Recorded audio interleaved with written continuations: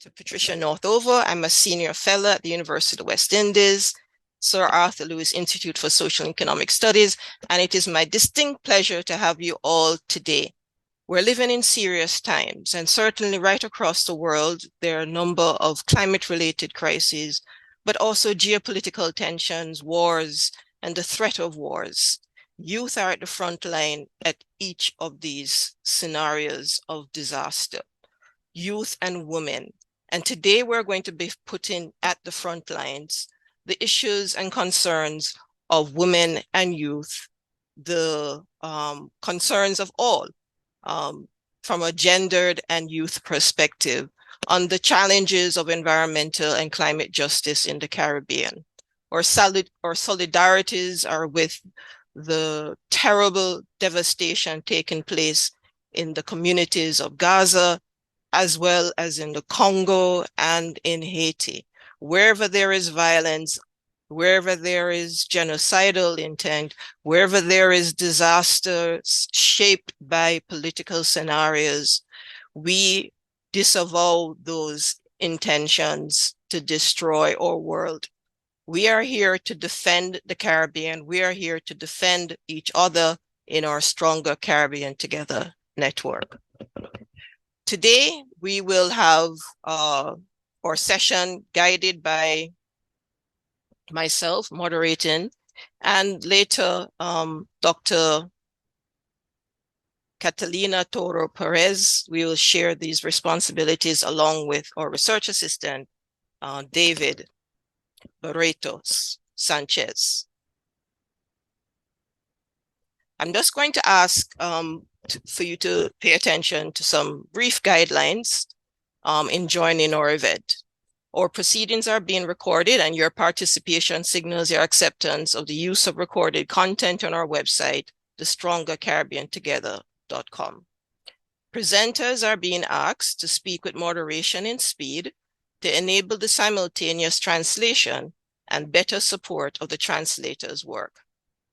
When we come to the end of our presentations, questions can be placed in the Q&A box, and we'll monitor to support responses to your questions in the time allotted. In the open question and answer section, you can also use the raise your hand function at the bottom of the Zoom screen, or you can place your questions in the chat. We'd like to ask our panelists and participants to ensure that their microphones are muted to prevent interruptions when others have the floor. And of course, we do not support indecent language or derogatory remarks. Disrespectful behavior or speech will result in persons being removed from this webinar. We thank you for your kind cooperation and participation in this webinar. So for today, you will see that we will be looking at a number of issues facing our youth from a gendered perspective. And we'll have as our first speakers from the Breadfood Collective, Christine Samwaru, as well as Sham Forbes from the Rizal Youth Organization.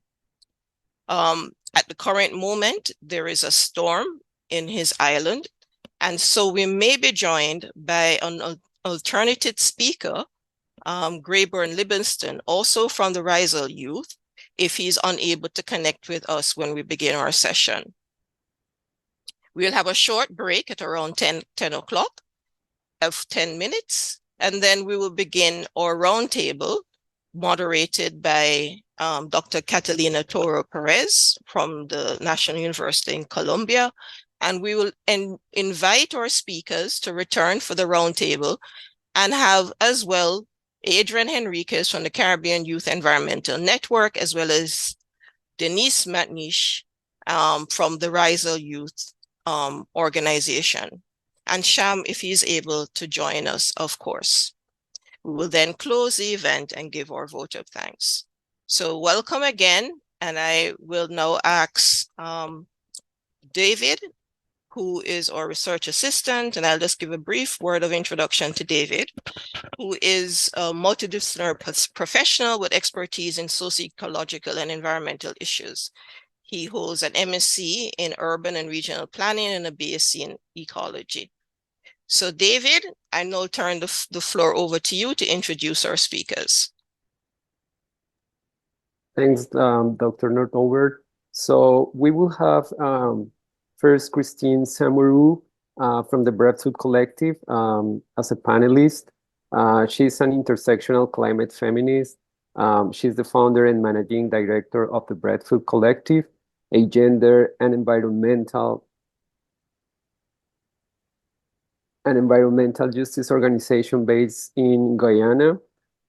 Christine has co-authored a children's book on climate change and health called The Sprouts and the Mystery of the Food. She's the program coordinator and mentor under the GIRS CARE Jamaica Young Women Climate Change Program. Previously, Christine served as the co-chair for the Gender Working Group, and she will take on the role of chair of Human Rights and Equity Working Group as part of the Caribbean Natural Resources Institute, CANARI.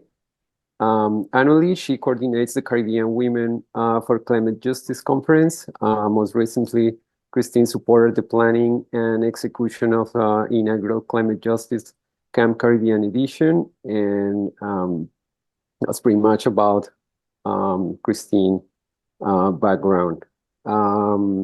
About our speaker from the Risel Youth Organization is going to be Grayburn Livingston. Grayburn has a very strong background on activism and fighting for human rights in the San Andres Island in Colombia. He also is the co-founder and director of Risel Youth Organization, and like leading the community or the the community with bottom-up solutions in different topics like water and agroecological production. So welcome, Christine, and welcome, Grayburn. This is your space. And excellent. Thank you so much, David, for introducing our lovely speakers. Christine, I'd like you to start the game going with your presentation. We'll have 15 minutes per speaker, and then we'll have with the remaining time in this section or Q&A. So please, the floor is yours now, Christine. Thank you, everyone. Good morning. I'm going to share my screen. No, so that's fine. Hi, everyone. Good morning. I'm so grateful to be here. I want to say good morning to comrades, to environmental defenders, to everyone that's doing this work, environmentalists, feminists. Thank you so much for being here this morning. And I am so grateful to Dr. Pat for acknowledging the situation that we're in right now. We're safe in our homes, but as small islands, developing states, our colleagues are battling as we speak.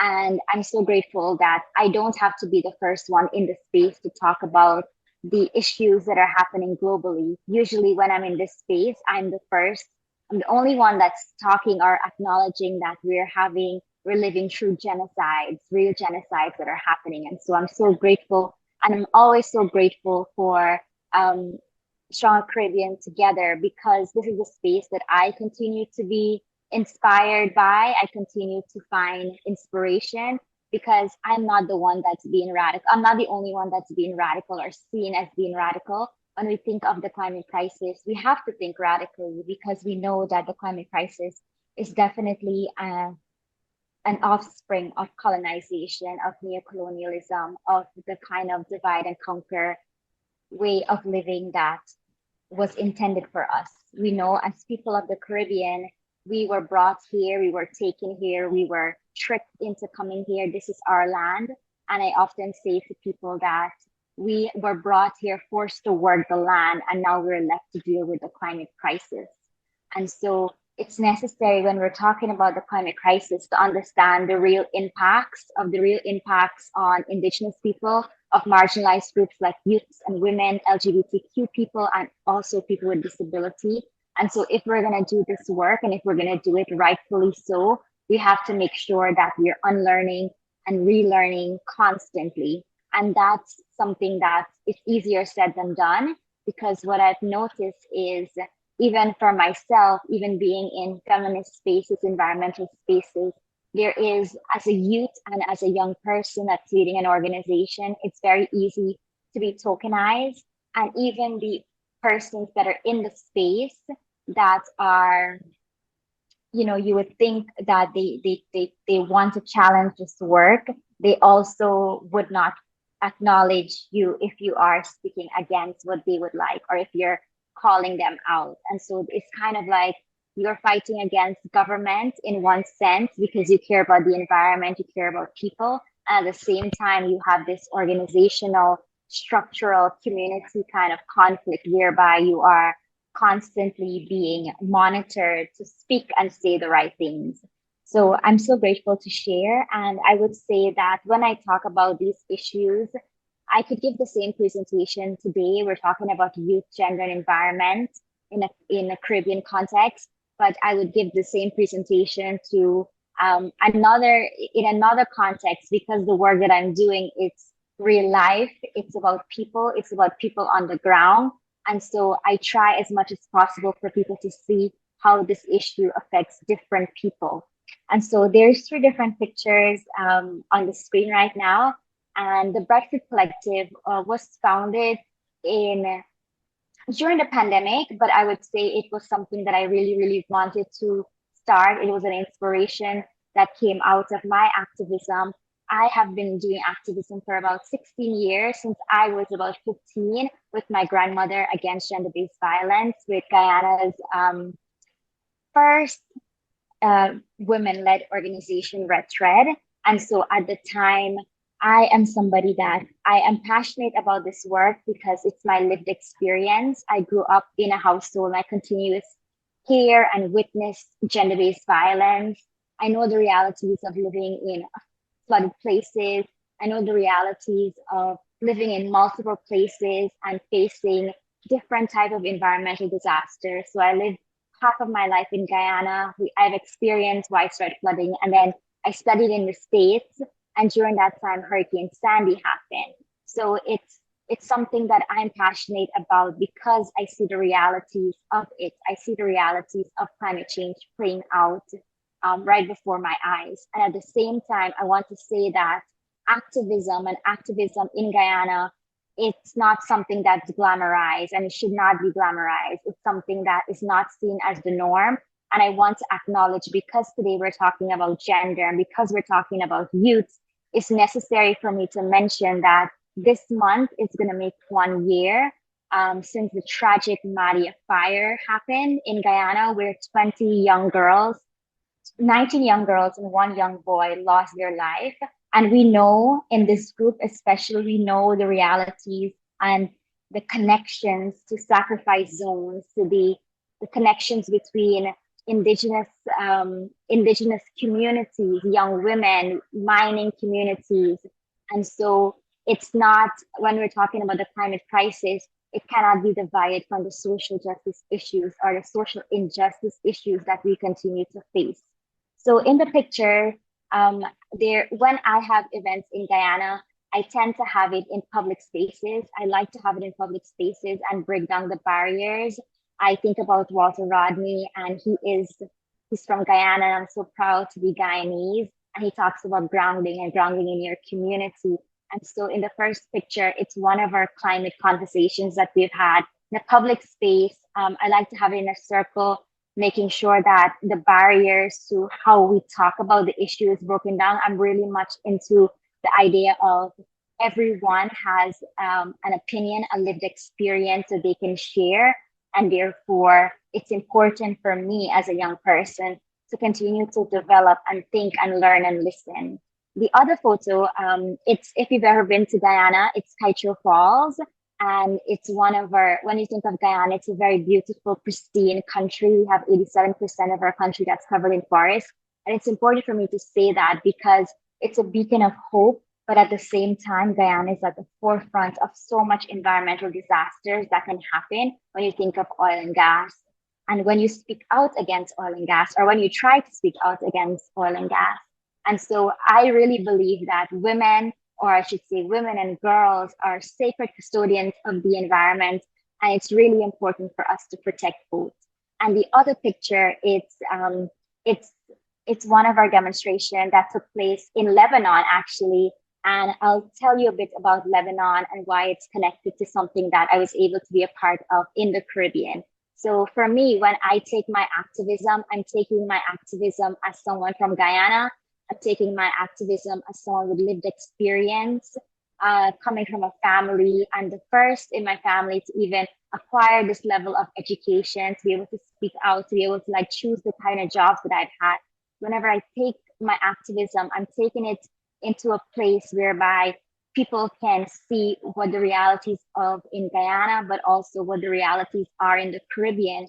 And when I'm in those spaces, I'm always looking for ways on how we can make the space bigger, how we can make it broader, how can we make it more inclusive so that other people that come after me can have a space.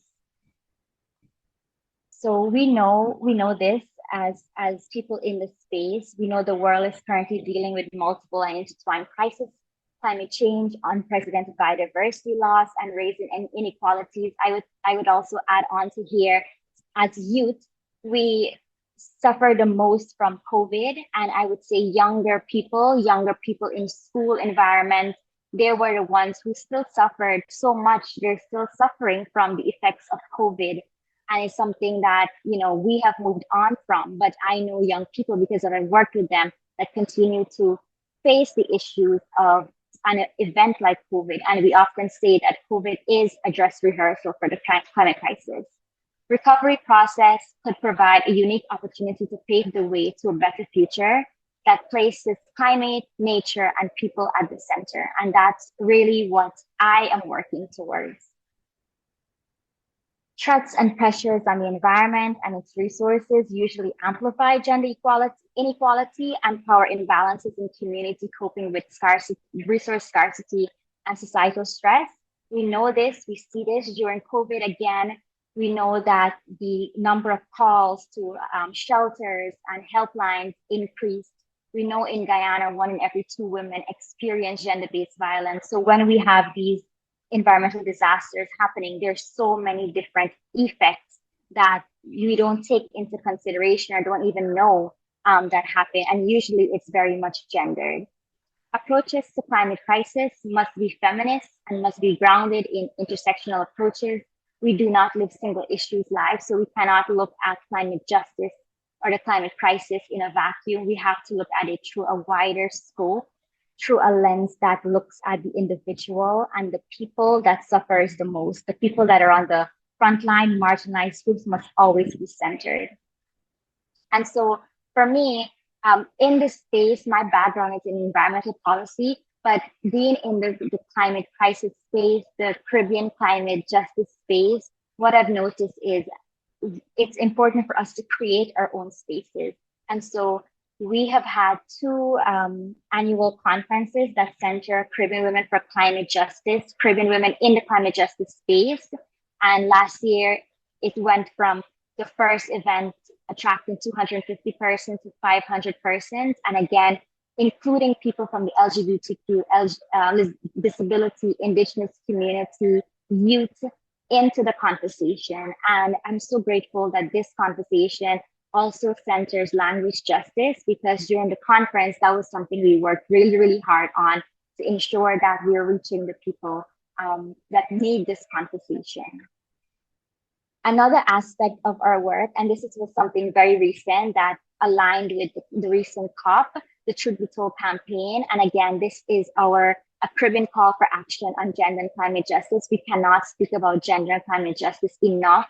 The 2 are connected. Gender justice is climate justice. And so for us, we wanted to have a campaign that raised awareness, advocating for policy change and amplifying the voices of women and girls and gender expansive people in the Caribbean, because I like to say that there's so much being done in the Caribbean, and it's important for us to carve out our space. And I said we, because this and also the conference was a partnership between the Climate Conscious podcast So that's another resource that you can look into when it comes to learning about climate issues from a Caribbean lens. A part of this Truth Be Told campaign, we had an art component, and it really we didn't have an age limit, but most of the submissions were from young people from various places, from Montserrat all the way to Jamaica. And so we really wanted them to create art for change. When you think of gender and climate justice, what came to their artistic minds? And these are some of the submissions that we received, and they're very, very powerful. And I would like to share this one. This is the winner. It's called "Justice Denied" by Lindsay Collins from Jamaica. And in her piece, she talked about fighting for climate justice means fighting for gender inequality or equality. And when you look at this image, there is so many different symbolism. And I definitely encourage you to look on our social media pages to read up on all the little pieces. And we can have a whole discussion on this piece alone, because there's so much that we can discuss when it comes to the environment, destruction to the environment, and the destruction that comes to the female body and to women and girls. A part of the program, we talk about youth, but for me, previously, I used to be a teacher. And so I really believe that youth and children, they're different categories and they're different groups of people that need to be targeted when we talk about the climate crisis. And so a part of our work is the Dear Future Guardian Environmental Education Program. And in my bio, you heard that there was a book that I co-authored during the pandemic called The Sprouts and the Mystery of the Flood.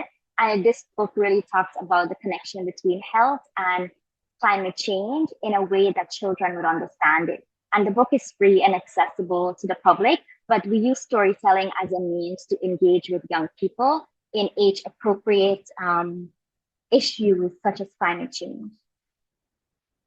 And sometimes the things that we talk about, it may seem far-fetched, but menstruation and health and bodily autonomy is very much connected to the climate crisis. And so last year, and again this year, we'll be holding our Menstrual Health and Hygiene Expo. Actually, this month is Menstrual Health and Hygiene Expo month. It's also Mental Health Awareness Month. And period poverty is definitely connected to the environmental crisis. Again, when you think of disasters happening and you think about the kind of products that people don't have access to, women and girls, we have different needs, and we need to talk about these issues that are always seen as taboo, especially in the Caribbean. And of course, one of my favorite programs, Dear Future Women Ambassadorship. If we're talking about feminist approaches, we have to create another generation of women who really care about the environment, who care about the issues in Guyana. And so we recently concluded this fellowship program, and it was a writing program that really centers mental health. And so we had 12 young women between the ages of 16 to 23, and they were a part of this program coming in with, I asked them basically what they're passionate about, what makes them upset, what makes them happy, what are some of the issues they care about. And so we had issues from education, youth development, LGBTQ issues. And from that, basically, we connected it to climate, we connected it to gender. So even though I'm passionate about gender and environmental justice, I wanted them to come in with the issues that they care about and see how it's connected to the issue. And it's called Dear Future Women because it's a writing program, as I mentioned. So throughout the program, we wrote different pieces. We wrote letters to ourselves in the future. We wrote letters to young people. We wanted them to see what the realities are in Guyana, but also at the same time, what are some of the things that would happen, or what is a Guyana when we radically imagine it, when we center gender, when we center the climate justice issues that we face. And this is a very successful program, and it's something that I can talk for hours and hours on. And most recently, we had the climate justice camp. I spoke initially about Lebanon, and in Lebanon, that was a camp that took place under Greenpeace, and I was one of the only Caribbean persons there. And I mentioned before creating space. While I was there, it was amazing to be in the presence of people from all across the world, but having a handful of Caribbean people and knowing the importance of young people being in the space, a group of us worked really, really, really hard to make the climate justice camp happen and to have it happen in the Caribbean. So last month, only a month ago, we had the Caribbean edition of this camp. It targeted 120 persons from all across the Caribbean, the Dutch, French, English, Spanish Caribbean. And it was just an amazing space to be in for people to talk about the issues that we face, the struggles that we face, but also talk about all our successes, the importance of partnerships and sharing best practices. And so this is the kind of work that I'm really interested in working with communities, in working with partners that are doing similar work to find ways to make this work relevant to older people, to young people, to children, because it's so necessary. We have done this work for a very long time, but unfortunately, our approach to it has to change. We know the realities of the climate crisis in the Caribbean, and it's necessary for us to change the way we look at this work. We need to look at it holistically, but we also need to look at the individual and at the people that's facing the crisis, and remember and acknowledge our ancestral wisdom, our traditional knowledge, our indigenous people, young people who are at the center, who didn't cause this crisis, but now who are left to deal with it. So with that, I come to the end of the presentation. I'm happy to talk about any of the programs that's under the Breadfruit Collective. I like to tell people that any of the programs that I explain or I talk about, you are free to use it. Usually we create a number of resources, and I'm always happy to share best practices because I really believe in collaborative approaches, in using what we have, using the tools that we have to do what we can. And so Thank with you that, so I want to much. say thank you.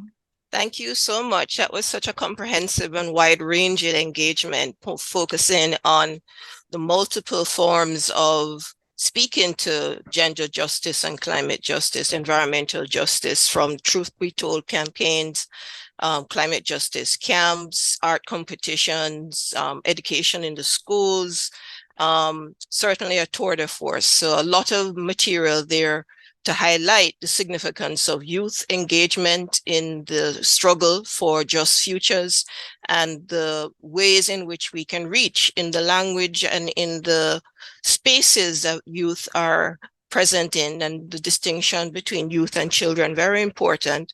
The future generation is certainly an intersectional approach that we need to look at the different dimensions in which our bodies and our lives are being negatively impacted by several regimes of inequality as well as injustice. So thank you so much for that, Christine.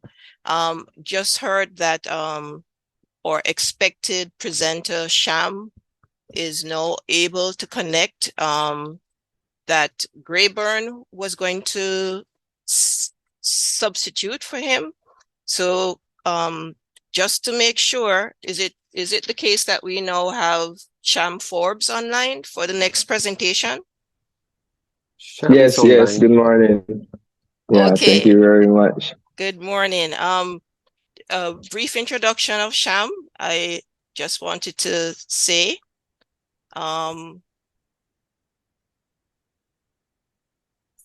Yeah, Sham is deeply passionate about engaging in social projects. Is characterized by a genuine happiness and kindness. He loves to be, in that collective action and community resilience, like building strength for the communities. And he has a background as a high performance athlete and entrepreneur, and it brings like discipline and a proactive approach in all his endeavors.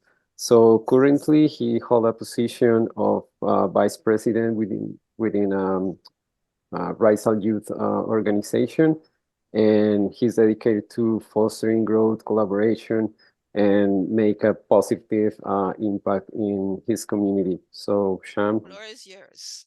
welcome. Welcome. Yeah, thank you very Bienvenido. much. And muchas gracias. Yeah, thank you for everything, for give us the opportunity to be here as the Raisal Youth Organization. Uh, yeah, we have been working a lot since 2013, 2014 with what is historical and what is political education here on the island. And we also engaged to new perspective of how we can approach the different necessities that we have in our social daily life. So yeah, to start, we are an archipelago that belongs to Colombia. We are in the northwest of Colombia, and we compound by two main islands, and we have different little islands around the archipelago. So you can see, like in the image, the relocation where we are. We just next to Nicaragua, and we are, yeah, like a bit isolated in the Caribbean. That's why we are looking for all these nice connection with you all. So yeah, getting into into theme, we are we recognize that we have these issues as a small community, as a small territory, that we have to really approach what is the climate effects that's getting all year stronger. The water temperatures is getting higher, so we have the bleaching of the coral reefs, and we have a lot of issues going on in what is the possession of the land and the coastline. So all this susceptibility that we have to climate change is like growing every year. In agriculture, also we can see the effects of the dryness that is taking long period of time. We have to change our like planting systems and all these things. So and we can see also that we are very vulnerable to what is storm, tropical storm, hurricanes. Like we are so susceptible. So we are always encouraged. We are always educating ourselves and promoting what is a sustainable life for resilience. Sorry about yeah, so we are working about agroforestry. We are making a bit agro industry.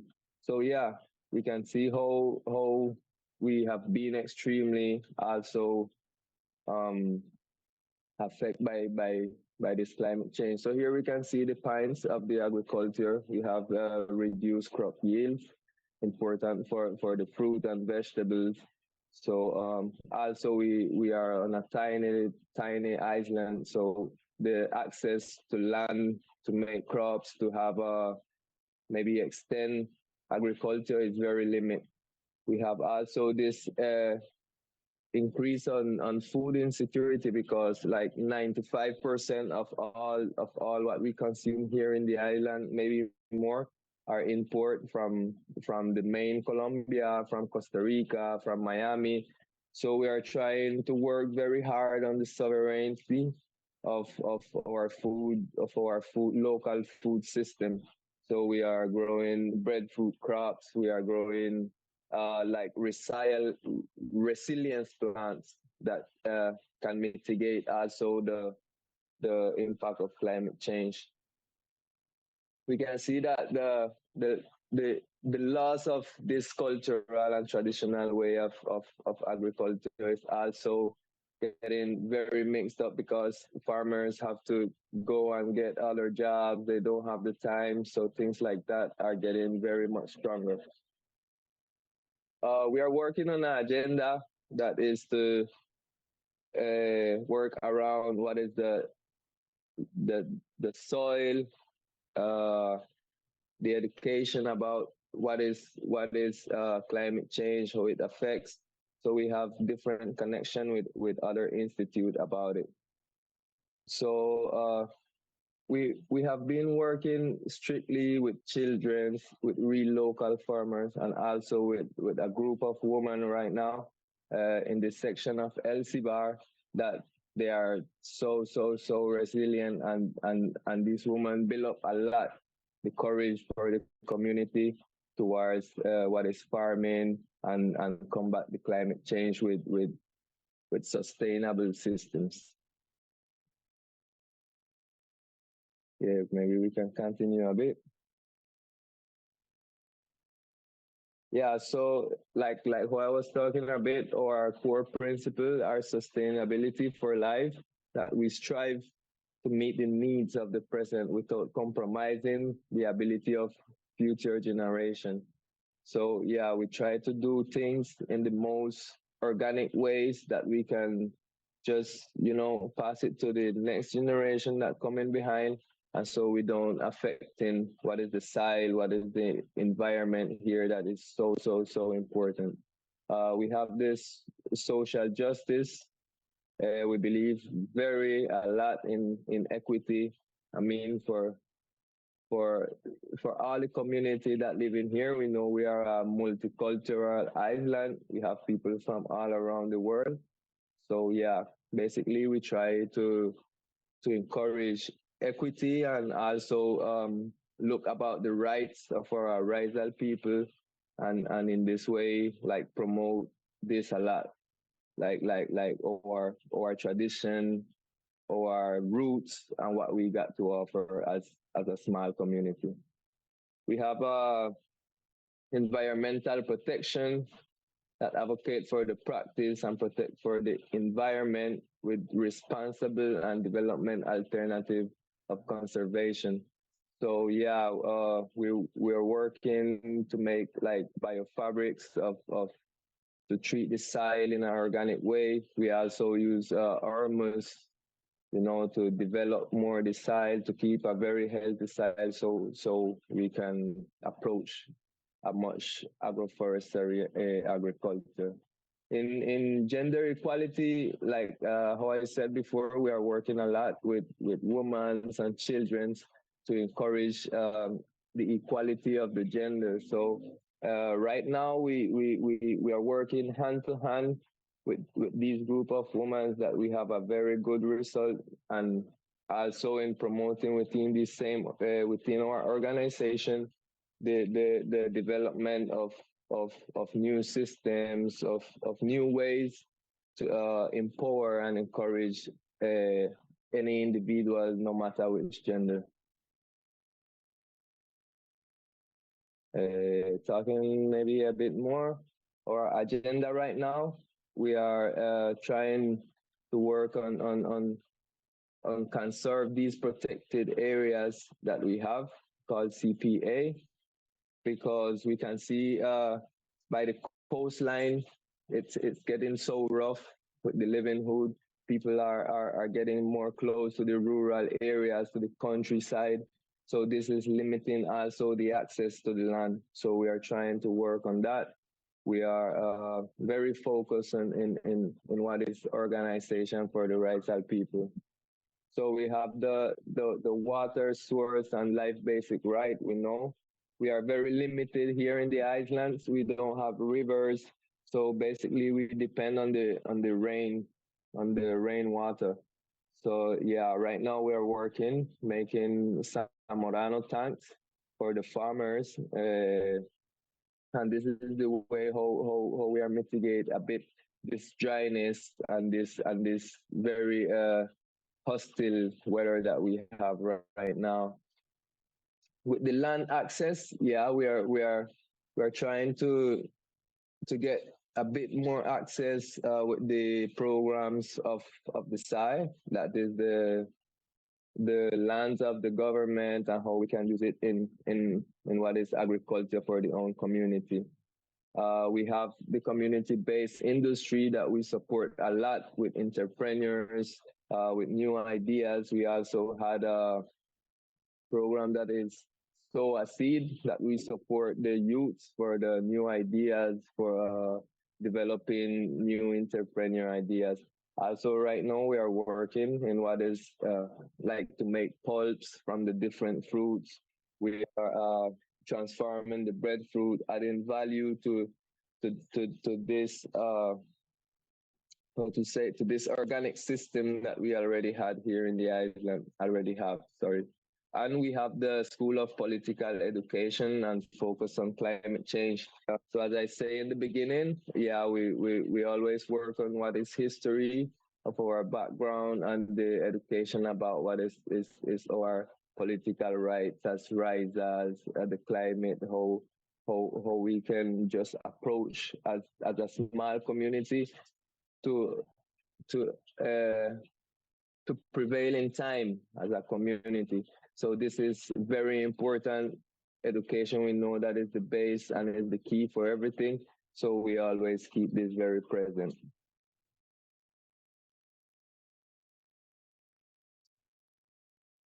So we can see here a bit like the areas that we are working to protect and how we want to approach the agroforest industry, like with breadfruit trees, coconut trees, mango trees that are very abundant trees that gives a lot of food.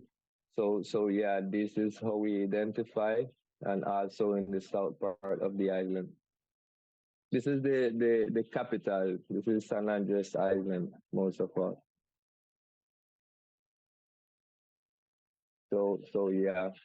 Uh, right now, yeah, we can see image how we just making the Samorano tanks and how we fill it for the farmers and for the group of women that we working with. So yeah, we're working very hard to just develop a a really functional small community like that everyone has have access, have information, have education, because it it really matters most in a very small community like us as Risers.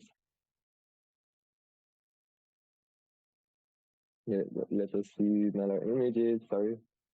Yeah, in the health of the soil, we always making like experiment. We're making fertilizer. Here we can see how we get in the chromatography from the different spots of the island. So like that, we can build a very good microorganism, fertilizers, and things like that to really approach the soil in an organic way and build up a lot of fertility in the land.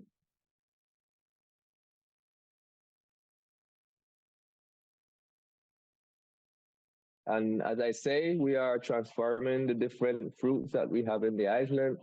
So we can see in the image at your right hand, this is our breadfruit chips. This is like our main product right now. We know that breadfruit is considered as a superfood around the world. So we are working a lot to just be part of this nice movement that is breadfruit for life. And yeah, we see it as a tool also to unite our community. In the past, maybe 50 years ago, we had the industry of coconut. We used to export a lot of coconut, like maybe 50 million in all the history we export to different places. So we see this like this opportunity again to build up an economy around risers, and like that maybe we can empower a little bit more with security and how we can approach the different necessities we have within our own social community daily life, you know, the basics.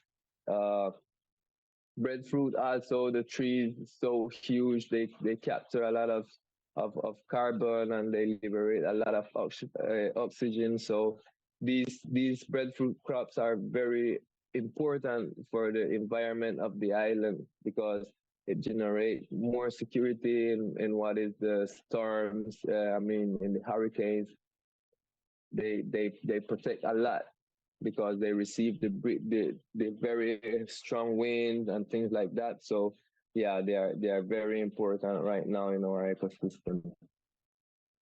And our food security also, yeah, we try to strive with what is agro industry. Like I mean, we have cassava growing, we have a lot of bananas right now, And yeah, like our main economic sources for the organization right now is transforming breadfruit and the other fruit that we have seasonally on the island.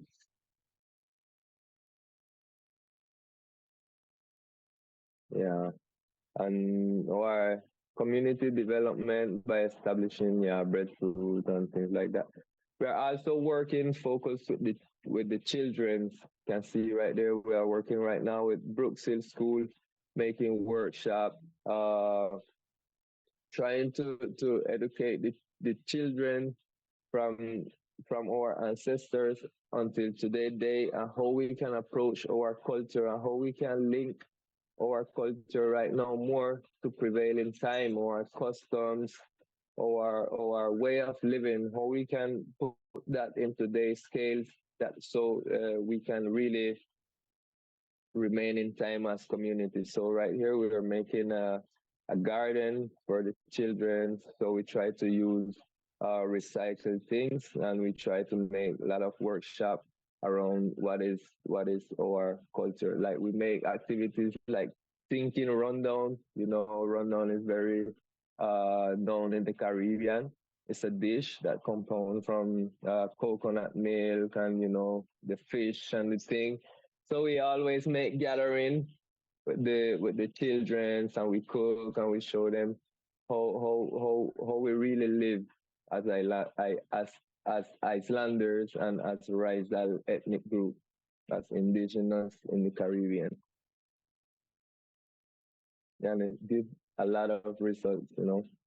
So yeah, basically we are working a lot.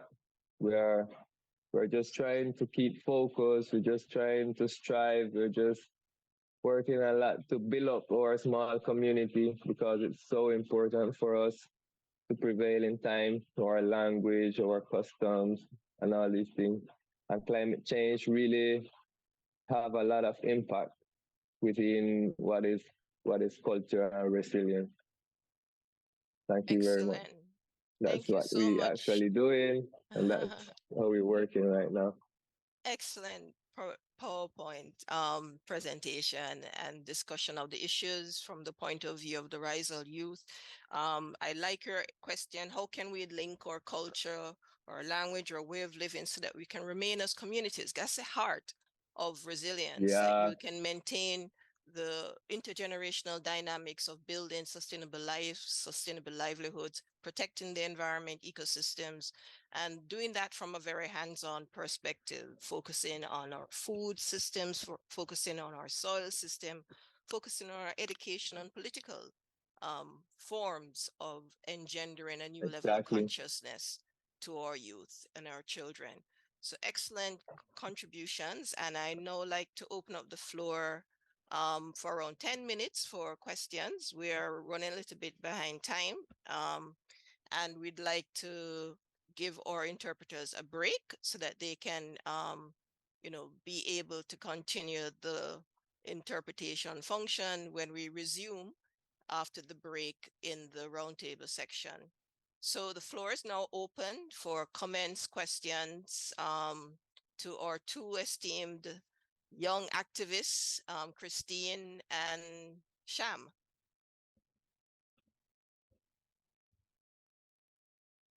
I would like to perhaps start. Why do you think a youth and gendered voice is critical for these conversations?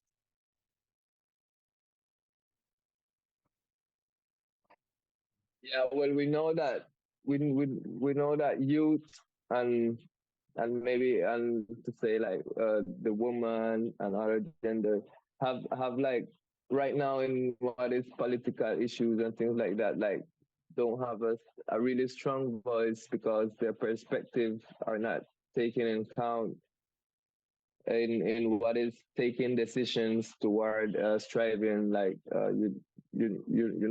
like trying to mitigate climate change and things like that.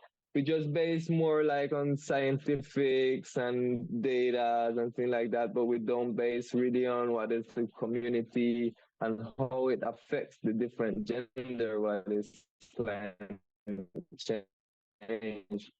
So I think the approach first in the Caribbean would be within the community, like direct how things affect the community, but not in political terms or geographic terms, but more in the direct living of the individual. Right. So more embedded approaches that respect the community and the perspectives that come from the ground.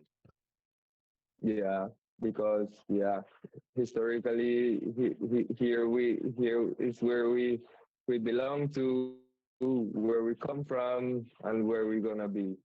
Excellent. I love that. I love that. Christine? Yes, definitely. I definitely agree with Sham, and I would also add that during natural disasters, I shouldn't say natural disaster, during climate-induced disasters, women and girls are 14 times more likely to die from these disasters. And we know with climate change, these disasters are only going to happen more frequently. And we're not in a space where we're adapting in a way that centers women, girls, and young people. I mentioned before that the climate crisis is an issue of deep inequality. It stems from colonization. Young people, we expect so much from them. I consider myself coming out from the youth space and more so creating space for younger people because I really believe that we expect young people to create all these changes. We expect them to lead the way when it comes to everything, every social issue, but we don't give them the tools to be able to do so. We don't give them the space to be able to lead. We tokenize them and we expect them to follow a model. We are not, and from my own experience, you're not allowed to have a perspective. And so I believe that this issue is very much gendered and it's definitely an issue that you have to center you have to center women and girls, young people. You have to center people that doesn't look who don't look like you because we need diverse solutions, we need diverse Yeah, perspectives. And the other aspect that I notice is young people, especially young women, they're actually the ones leading movements. They're actually the one on the front line. They're the activists calling for better environment. However, they're not the ones that are in the decision making spaces. And so it's necessary to understand that usually women are and girls are always the one doing the care work, which usually increase during disasters. And so it's necessary for us to take on these decision making spaces as well. We're not only supposed to be the ones calling for the solutions, but when we do have solutions, we should be the ones that are implementing this. We know that when you're looking at gender inequality and environmental awareness and environmental protection, usually what happens, there is simultaneously better protection for everyone and better protection for the environment. Excellent, excellent. At the front lines, but not in the decision-making seats. That's the issue of injustice that we're faced with. And the bodies that bear that weight, gendered and youth bodies, are certainly critical to making the changes that we need to see and break the models that have put us in these precarious and disastrous positions that we are now living through. We have two questions coming in, and I'll take the second one in English, and I'll ask David to read the first one in Spanish. So from Elodia Rash, who is one of our Stronger Caribbean Together network members, thanks to you both for the presentation. It was very informative. How can we sustain the participation of youth and women in the work? And he notes that he is working with young people, but knowing these youth have many needs and wants at this stage of their life, and their interest is very delicate. It can be diverted to other directions. So how do we sustain the participation, Sham or Christine? Who would like to go first? Sham? all right. Uh, I think with the system we are carrying right now with the organization is to encourage the youth to have ideas, sustainable business ideas, not mainly like educational, but also to strive to have something that he can maybe help others in the way too. And I think this approach is the best one. Like have a not to say because we know that, I mean, capitalism and this is what creating the disaster, but also there is a sustainable way to make business, and it's infinitive. Like everything is so diverse that we just have to encourage the youth to think out of the box, maybe to think, to create, to think, to keep a discipline uh, towards something and towards maybe making a business a sustainable way of living. So in this way we help a lot. We always if they need something, call, we make connections. We just not leave the youth like to the ear, but link them to everything we do. You need this, you can call this person. You need this, you can go there. Like just create a way that we can travel between us as entrepreneurs and as youth. Yeah, link them. I like Yeah, that. man. I wanted to ask if Grayburn, who joined the meeting and is the president of the Riser Youth, wanted to add a few words before we turn the mic over to Christine. So Grayburn, the floor is yours if you're hearing me.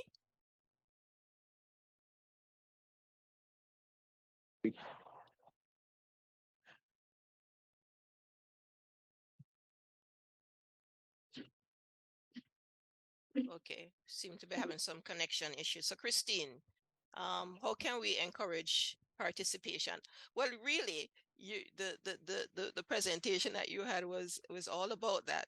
But the issue of being distracted, I think, the diversion of attention, the multiple needs and wants.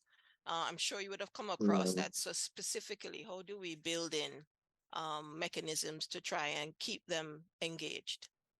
Yes, I think this is a very necessary conversation that we must have. And we have to understand and respect young people in their own capacity as an individual. We have to understand that they're growing up in a time where we're facing multiple societal issues, mental health crisis. Like I mentioned before, COVID, they were the most impacted. And so we have to engage them in a way that they see as their own.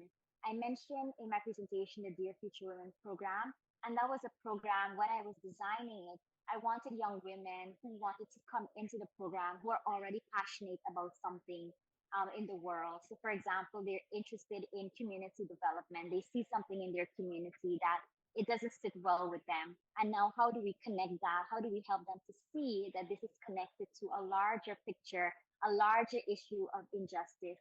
And I think that has helped so much because when they come in with an issue, I think we underestimate our young people often.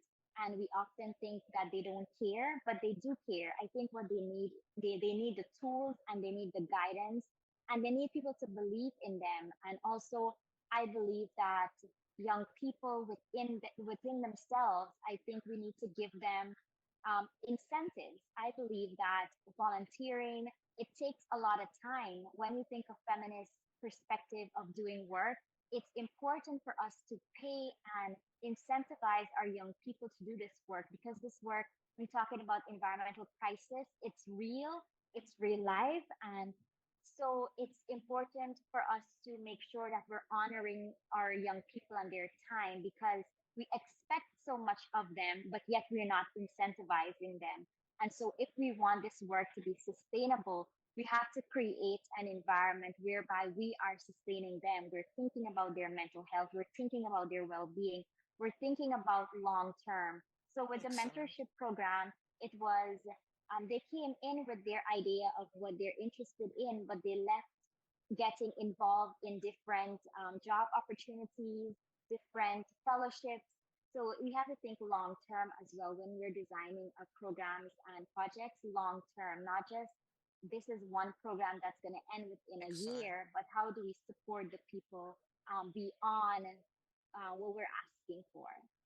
Absolutely. Critical points about creating the environment and supporting them and then incentivizing them, starting from where they're at and then reaching out based on their interests to include them and not have them as token pieces, as you tremendously emphasize.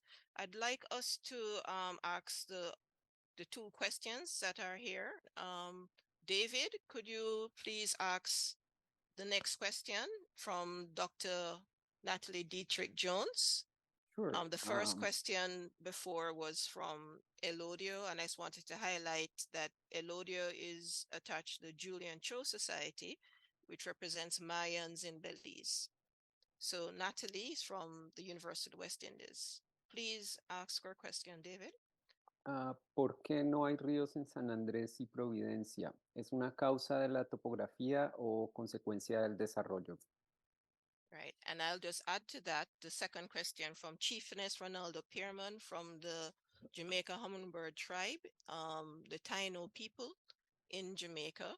She says Mabrika to the panel, which means greetings, and guest speakers from Yamahe Guano Taino peoples. I am Kasikiana, Chieftainess Ronaldo. Love the guest speakers' presentations. My question is, have you thought about how your work can be maintained for future generations? And if you have, what are those? So again, focusing on the last point that was raised by Christine about the importance of not thinking short term, just project to project, but building in the infrastructure that will sustain. So maybe a couple of examples of that if you have them at hand.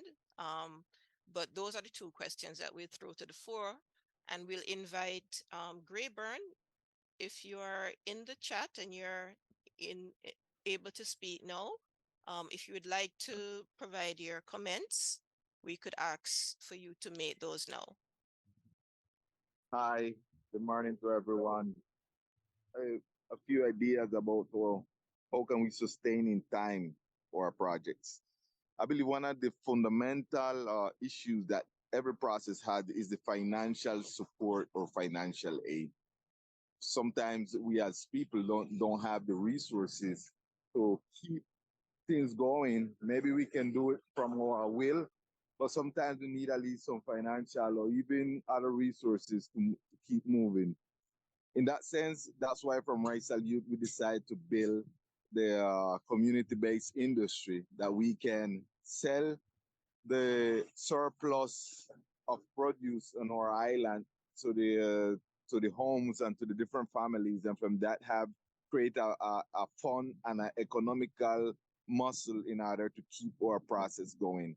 And I believe even it can sound a little bit simple, but in San Andres, we have seen that process has burned and died because we don't have the financial aid. And we want to maintain our autonomy in front of the government so that our voice can even reach further and harder to them. So that is the reason we are focusing on maintain and construct this community-based industry, which is not a process that is new.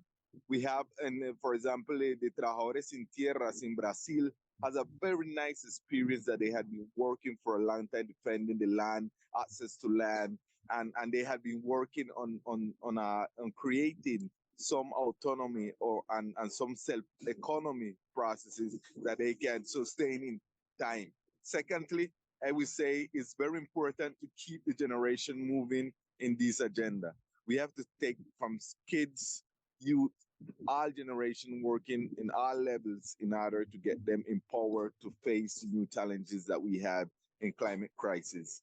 And thirdly, I would believe organization capacity is really important. We have to keep reorganizing, re-reflecting, making discussion, evaluating our way we are doing things in order to have like evaluation of what we are doing and how we can better our process. I believe dialogue, participation, discussion, and critical view and perspective is truly important. So I believe these three items are very important to keep our work going. Excellent. Thank you. Very important. Economic muscle, keeping the generation moving, different levels at which they are working and building our organizational capacity. Incredible points to emphasize at this stage. And Shan, I wonder if you would take the question that was in Spanish directed to your island. And then Christine, I'll give you the last word and then we'll wrap. Should I answer in Spanish or English? I think you could do both. You could, I mean, either rather. If you're more All right. comfortable in Spanish, then you Pues sí, could do so. es una cuestión más de topografía. Yeah, I will start in Spanish. So es una cuestión de topografía y de altitud de los nacimientos de agua, ¿no? Ahorita nuestras aguas que nosotros manejamos son subterráneas, son de cuencas, son de cuevas, del cual después de la lluvia se asientan en estas rocas coralinas, las cuales son acuíferos. Es como tenemos nuestra fuente de agua aquí en San Andrés y en el archipiélago. El desarrollo ha afectado más las líneas costeras en cuanto a lo marítimo y también pues lo forestal en cuanto al desarrollo de nuevos hoteles, de nuevas hostales, de cosas así, se ha venido construyendo mucho. Entonces también esto es una forma de impacto negativo en cuanto a lo ambiental. So I was reminding that we don't have rivers because of our topography. Like the way the water is saved here is in the coral reef, like in the caves. So when it rains, it's pouring into these caves, and it's how we got our reserve of sweet water in the islands because we don't count with any river like superficially. So in this way, it's how we are so limited with the water because we depend really on the rain, and so this sucks in, to this vein of water. So we have very limited access to the water right now. And yeah, maybe the development affect more what is the coastline in the beaches, a lot of transportation of people, a lot of gasoline, oil in the beaches. So it affect a bit negative what is the environment.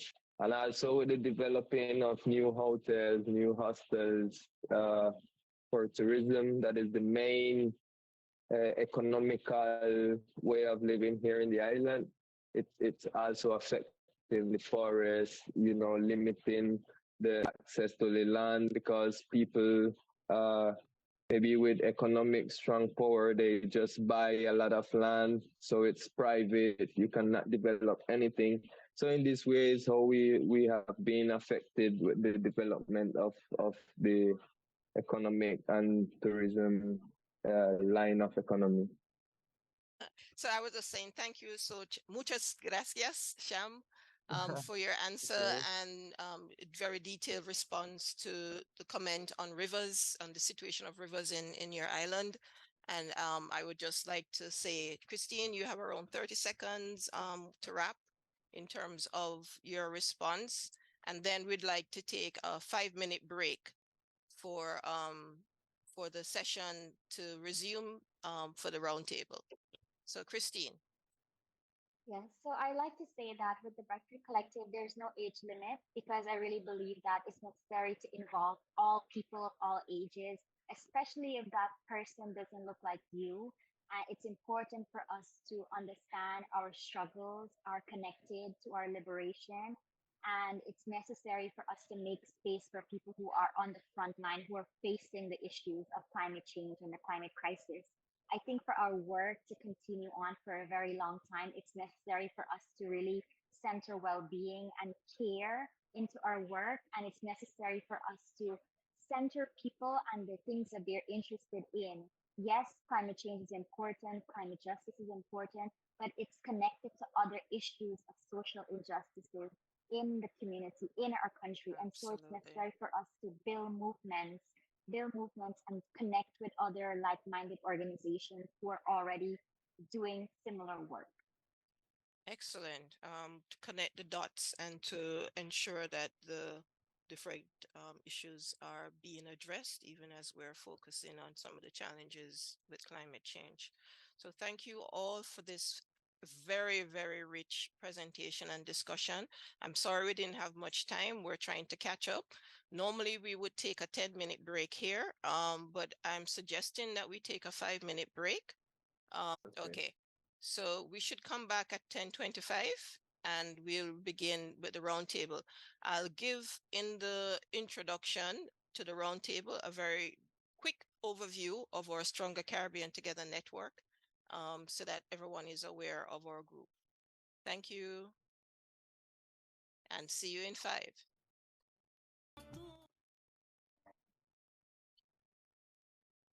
Greetings and welcome again, everyone. We are fighting for our access to our rights to the environment, and we're fighting for right to life simultaneously. We're living in a world that's constituted by disasters from east to west, north to south. Our project, Disaster Capitalism in the Caribbean, Networking, Learning, and Sharing from the People, is an important intervention at this juncture.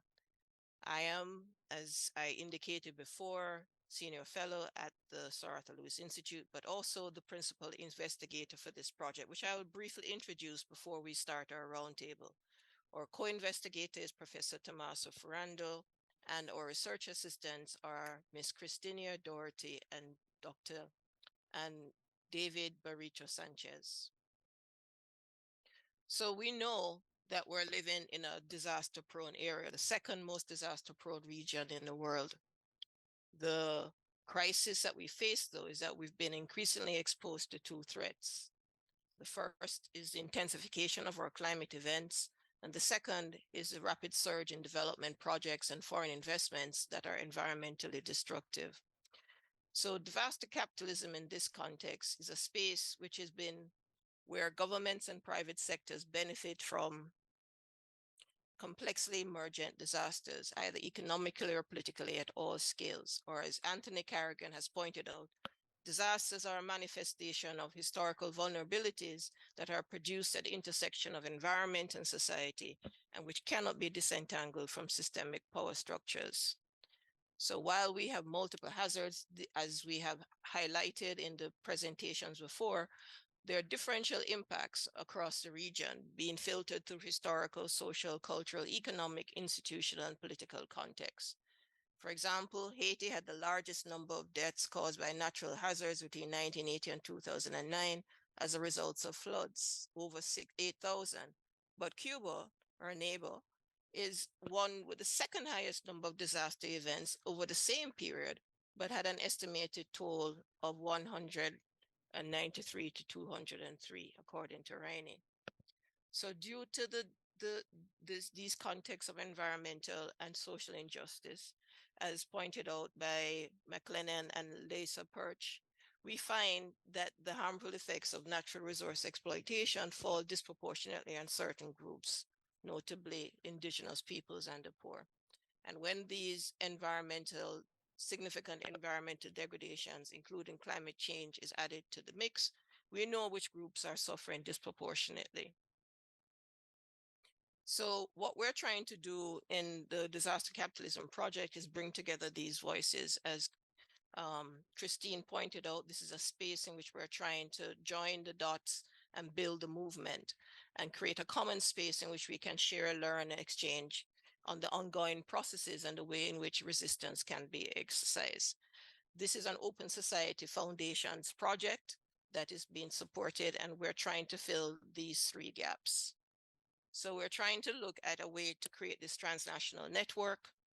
We're trying to look at a digital space where we have our website, the Stronger Caribbean Together, where we can collect the evidence, knowledge, and experiences. So it's accessible to the participants in the networks and others, and provide more information, more access between our local stakeholders and international organizations providing legal advocacy and legal support. So this is our website, and you can go to it, strongercaribbeantogether.org. We have currently 14 partners in 10 countries, Agroprofidencia, Rizal Youth, we heard from today, Bernard Lodge Farmers Group in Jamaica, the Grenada Land Actors, Julian Cho Society from Belize, WAVE in Dominica, say Barbuda, the Carl Levesque Cultural Institute in Haiti, Tet Cole Peasant Organization in Haiti, the Community Land Trust, Kenya Martin Pena in Puerto Rico, La Colmena Cimarrona and Vieques, also in Puerto Rico, Amplify Cayman, the Breadfruit Collective in Ghana, and Island City Labs in Jamaica. So our legal partners are the Global Legal Action Network, GLAN, located in UK, Freedom Imaginaries, led by Malene Elaine in Jamaica, Climate Litigation Accelerator in New York, USA.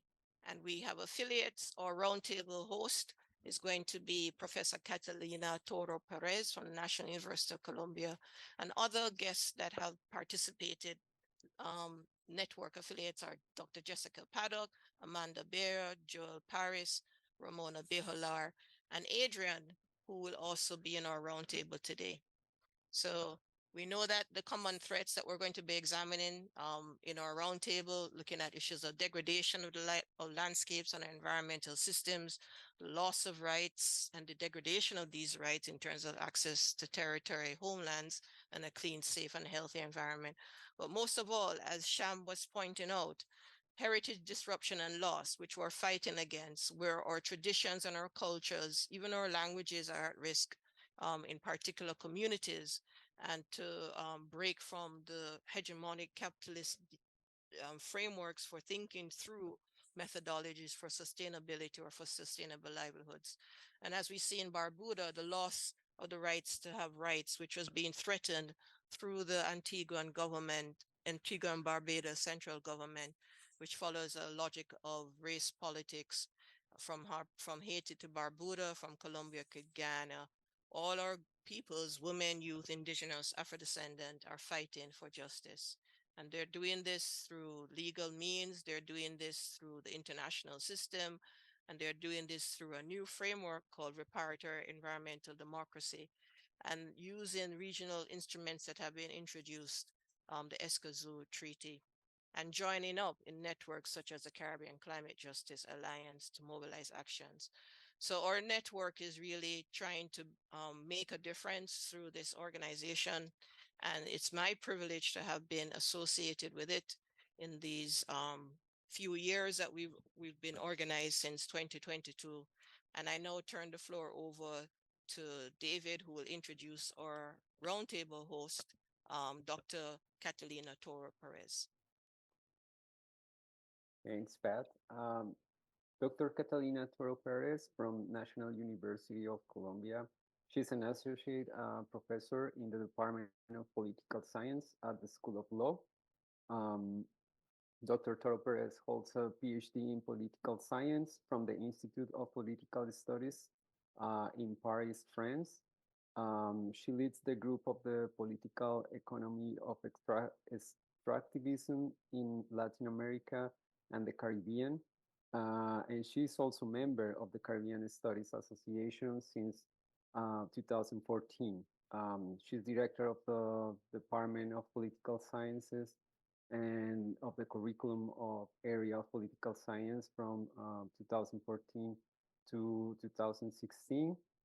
And she has been director also of the graduate program on biosciences and law from 2010 to 2013. She has directed the research group on law and political environment since 2008 and is member of the SEEDS group since 2008. So welcome, Catalina, and the floor is yours. Thank you, David. Thank you, everyone. Bonjour, tout le monde. Buenos días a todos. And good morning to everybody. Okay, we're introducing our round table for today. And we have some of our speakers that we have this morning. First of all, I want to introduce to Denise McNish from the Racial Youth Association, an emerging leader who has been developing significant work in favor of the youth and racial women of the archipelago of San Andrés Providencia in Santa Catalina. She stands out as one of the active members of the organization of Raizal young people where she participates in social processes with Raizal women from rural areas. The second participant in our roundtable is Adrián Enríquez.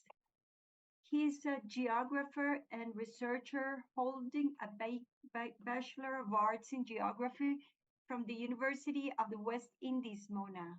He serves as the fieldwork supervisor, team lead, and research associate at Marisol Research Solutions with extensive experiences in various sectors, including government, private academia, and non-governmental organizations.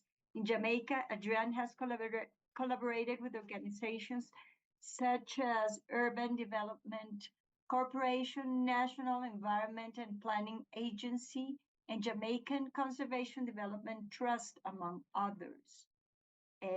Internationally, he has worked on regional and international projects and organizations like DMR Insights Limited and University of Arizona and International Research Institute for Climate and Society.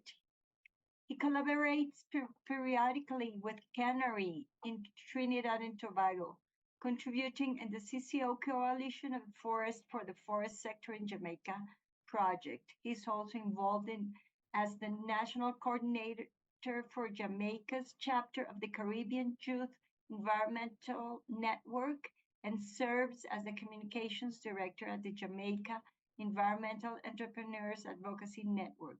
He's passionate about environmental advocacy and believes in the role of young people in developing countries, shaping global discourses, and advancing sustainable efforts. He has represented Jamaica at international conferences, such as United Nations conferences on Youth, COE 16, advocating for young engagement in addressing challenges such as climate change, biodiversity loss, and socioeconomic inequalities. And we have also Christine Samaru, which was also speaker in this morning's speaker, as we heard from her, an intersectional climate feminist from managing director and founder of Bradford Collective, a gender and environmental justice organization based in Guyana. And we will have also Sham, También tendremos a who Sham. was also the first table of speakers, who will contribute and some of the questions that are going to be held here in the final moments of our roundtable.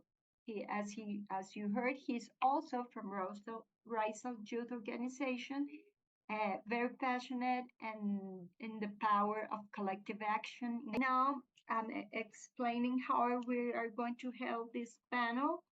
First, we have 4 questions that we're going to give to the first 3 participants in this roundtable, which is in the first place Denise, Adrienne, and Christine, and we have Sham at the open questions.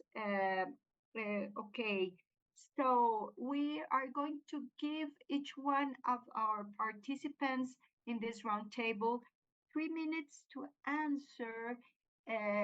First, we're going to make a round on the first question, 3 minutes each, then 3 minutes for the second, third, and fourth questions, and then we open the floor and we call the participants' commentaries and participants that can join us wherever they are in these webinars. We invite you all to this webinar. So, okay, I'm going to start with the first question, and it's related to what worries you the most about the state of the environment and its governance in the region? Do you think the position of women, young indigenous people are being taken into account in climate action based on national and global climate change responses or policies? So for the first question, please, Denise, you have the floor. Thank you. Good morning to everyone. Once more, I would say thank you for this great opportunity, and I will proceed to answer the question. Well, I consider that the state of environment in this our territory is getting worse and worse every day. We can see that the levels of pollution in the archipelago is increasing uncontrollably. And I, in a personal way, attribute this to the fact that we are currently facing a problem of overpopulation, which brings with it the unequal and excessive consumption of resources, resulting in a shortage of food. Um, we also have a reversible depletion of some ecosystem and the loss of biodiversity and water stress. And it's so sad to say that we do not see no control measures or improvement plans um, taken in hand by the responsible entities. No, my biggest concern about this involves the degradation of coral reef and coastal erosion, which are critical not only for our biodiversity, but also for our tourism dependent economy. Often we see that the strategies and policies developed at national and global levels do not integrate the unique perspective and traditional knowledge of women, youth, or indigenous communities like us, the Racial people. So I will say that there is a need, a great need for greater local involvement and recognition of our traditions, practices in climate action planning. Thank you.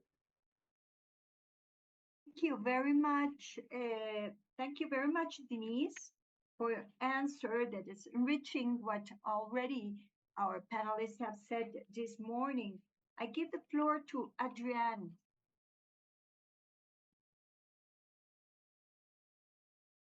Yes, hi, good morning to everyone from in Jamaica and around the region.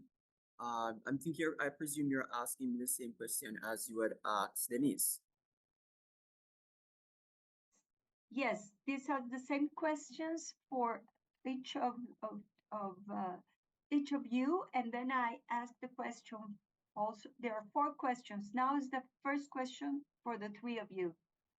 All right, surely. So, following up from what Denise said, in the context of the Caribbean region, of course, we see that environmental governance is of significant concern, especially as it how it impacts the region. Of course, while we see some improvements, we see that there is to a large extent the lack of effective policies, the enforcement, and even some sustainable practices that should be in place. And because they're lacking, they do pose a threat to the Caribbean region's ecosystem and communities, given their degree of exposure and in large part of fragility um, against such an exposure. Fortunately, though, there is a growing awareness among youth and women in particular, and most importantly, indigenous groups. And we have to remember that these groups have to be factored when we're thinking about climate action, environment, and environmental justice to a large extent. Yes, despite these improvements, we have to take into account that there are still gaps where that is concerned, that there is a lot of work that remains to be done in taking in how such groups reinforce the resilience, reinforce advancing climate resilience, advancing environmental justice, especially against the backdrop of the national and global climate change challenges. How such groups, and even in a larger context, how nations and the region and how response to it, and the policies around which these do take place, are around how such groups shape the discourse of such policies. Thank you very much, Adrienne. And I would like to ask Christine to help us responding the same question. Thank you so much. And I definitely agree with my colleagues that spoke before me. It is being a young person living in the Caribbean, climate change and climate injustices, and all of the injustices that that, exacerbate with the climate disasters, it's something that worries me a lot. And especially being someone who has grown up in a household where I saw gender-based violence and I saw injustices from a very, very young age. It's something that has always been a part of my interest and why I decided to study this field. And I would say that despite moving in the direction where we're hearing more conversation on inclusion of women, inclusion of indigenous people, and the realities of what that looks like at the local level is very different. In Guyana, for example, we know the widespread expansion of oil and gas and the rate by which it's being done. And we have to ask ourselves, who is this benefiting? Because it's definitely not benefiting the people that are marginalized. It's not benefiting women and girls. It continues to harm. And similarly with other extractive industries, we talk about sacrifice zones. And most of the time, women and girls, indigenous people, they are living in these areas. So I think it's a matter of what is being told at the high level and what is being said versus what is being done underground. And there's a lot of false solutions that we hear about, like carbon credits. And we know for a fact, like especially in Guyana, our indigenous people do not support carbon credits. They are the ones who protect our forests. Our standing forest is 87% of our country, and that's because of our indigenous people. So all in all, I would say I am worried about the state of the crisis because of the people who are in power. But more so, I'm also a person that's still of hope because I think being in this work, it's important to think radically and think of hope. And it's important for us to bridge our struggles, I always say, because for us to take down those at the top, it's important for us to collectively share our struggles for our collective liberation. Thank you. Thank you very much, Christine. This is very much related on what just it was said in the panels about the necessity. It's very important that young people, women, what you just said about inequalities, gender inequalities related with climate change and climate justice. It's important to be in the decision-making seats. It's there is a gap between global governance and environmental global governance policies and what is happening in their territories. So now, related with that, I'm going to ask you three another question. How are the barriers of to your inclusion being tackled?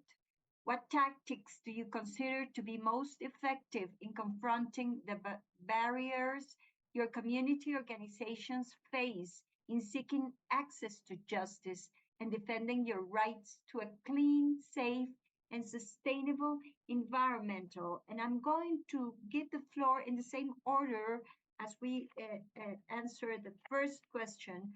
First, Denise, then Adrienne, and Christine. Okay. So, the barriers we face include a lack of formal recognition of our land rights as RISA. This complicates our access to justice and our ability to manage and protect our natural resources in an effective way. Additionally, there is a disconnect between national policymakers and our local realities. In other words, I would say there are environmental policies created maybe every day, but none of them cover the real needs and necessities of our territory.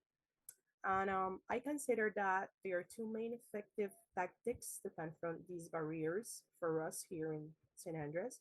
One is to strengthen local community organization in topics such as legal defense.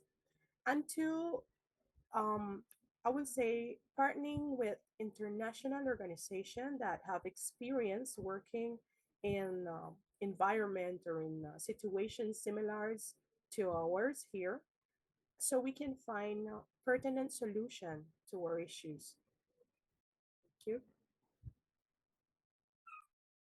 Thank you, Denise. Please, Adrienne. We don't hear you. You are muted. Adrian, My apologies. I'm hearing, I think you're hearing me now. Is that correct? I'm hearing you, yeah. Okay, great. Thanks for confirming that. So, what I think are some of the barriers to inclusion, especially for women and youth, we see that there's cultural difference. There's a lack in large part, not entirely, because it varies spatially across the region. There's a relative lack of policy decision or the inclusiveness of such towards women and youth and most notably indigenous communities, and how they're often locked out of that space, especially with regard to climate action and environmental justice and how they actually benefit or even sometimes are disproportionately adversely impacted by it. As well as the fact that so they oftentimes they have very limited or lack the sufficient resources to tackle these problems, and not to mention other externalities like pandemics or diseases or even economic disasters that exacerbate some of these problems. I would say though that to a large extent though there are solutions, or there are also there's some progress being made to actually alleviate or to buffer against these problems, such as advocacy, which has taken place, especially where NGOs are involved. There is capacity building efforts taking place, and there are some attempts on policy reforms. And bear in mind, this is against the backdrop in which the SARS agreement came about to advance the discourse around environmental justice. And a lot of this involves community engagement, education, promoting diversity. We're not even talking about ecological diversity, but even so diversity among indigenous groups, really, and also having them have a more inclusive decision-making role in positively reinforcing the discourse around climate action, climate resilience, and environmental justice. These strategies and these steps do help finally to confront barriers and promote greater inclusiveness. It also helps to promote resilience in the long run, especially when such disasters arise.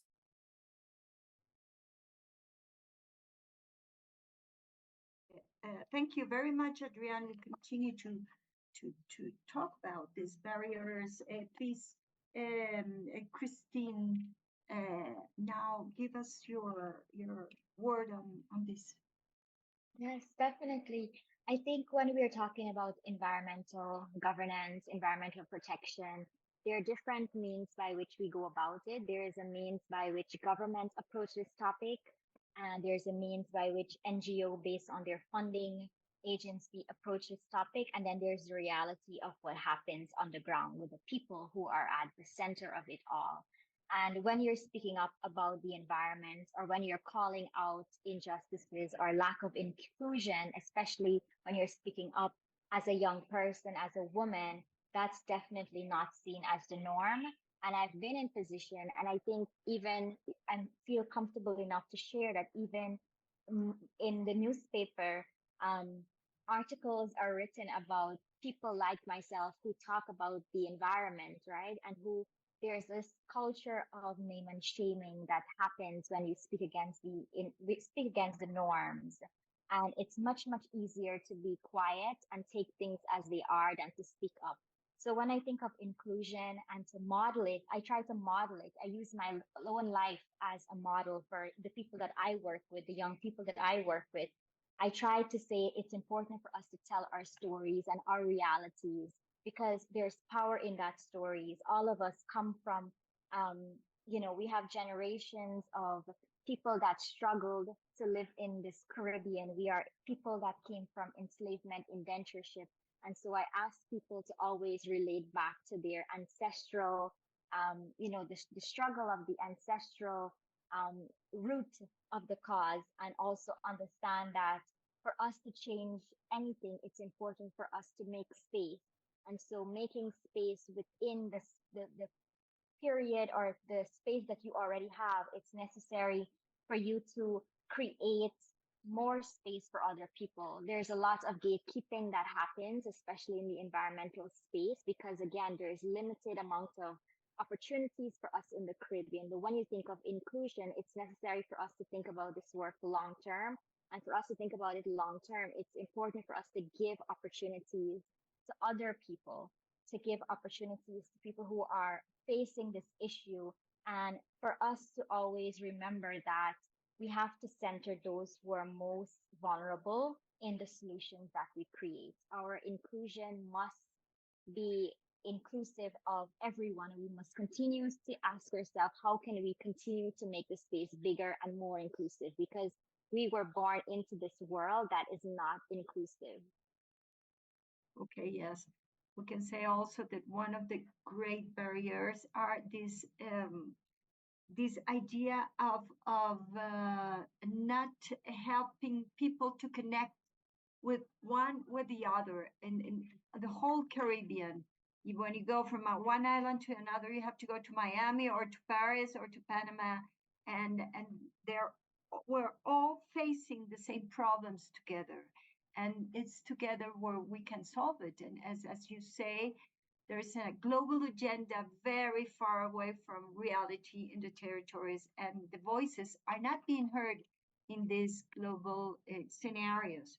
Well, we are continue to talk about this, but now it's very important to ask all of you about the main support mechanisms mobilized to support your community in the face of the impacts of climate change and disaster capitalism.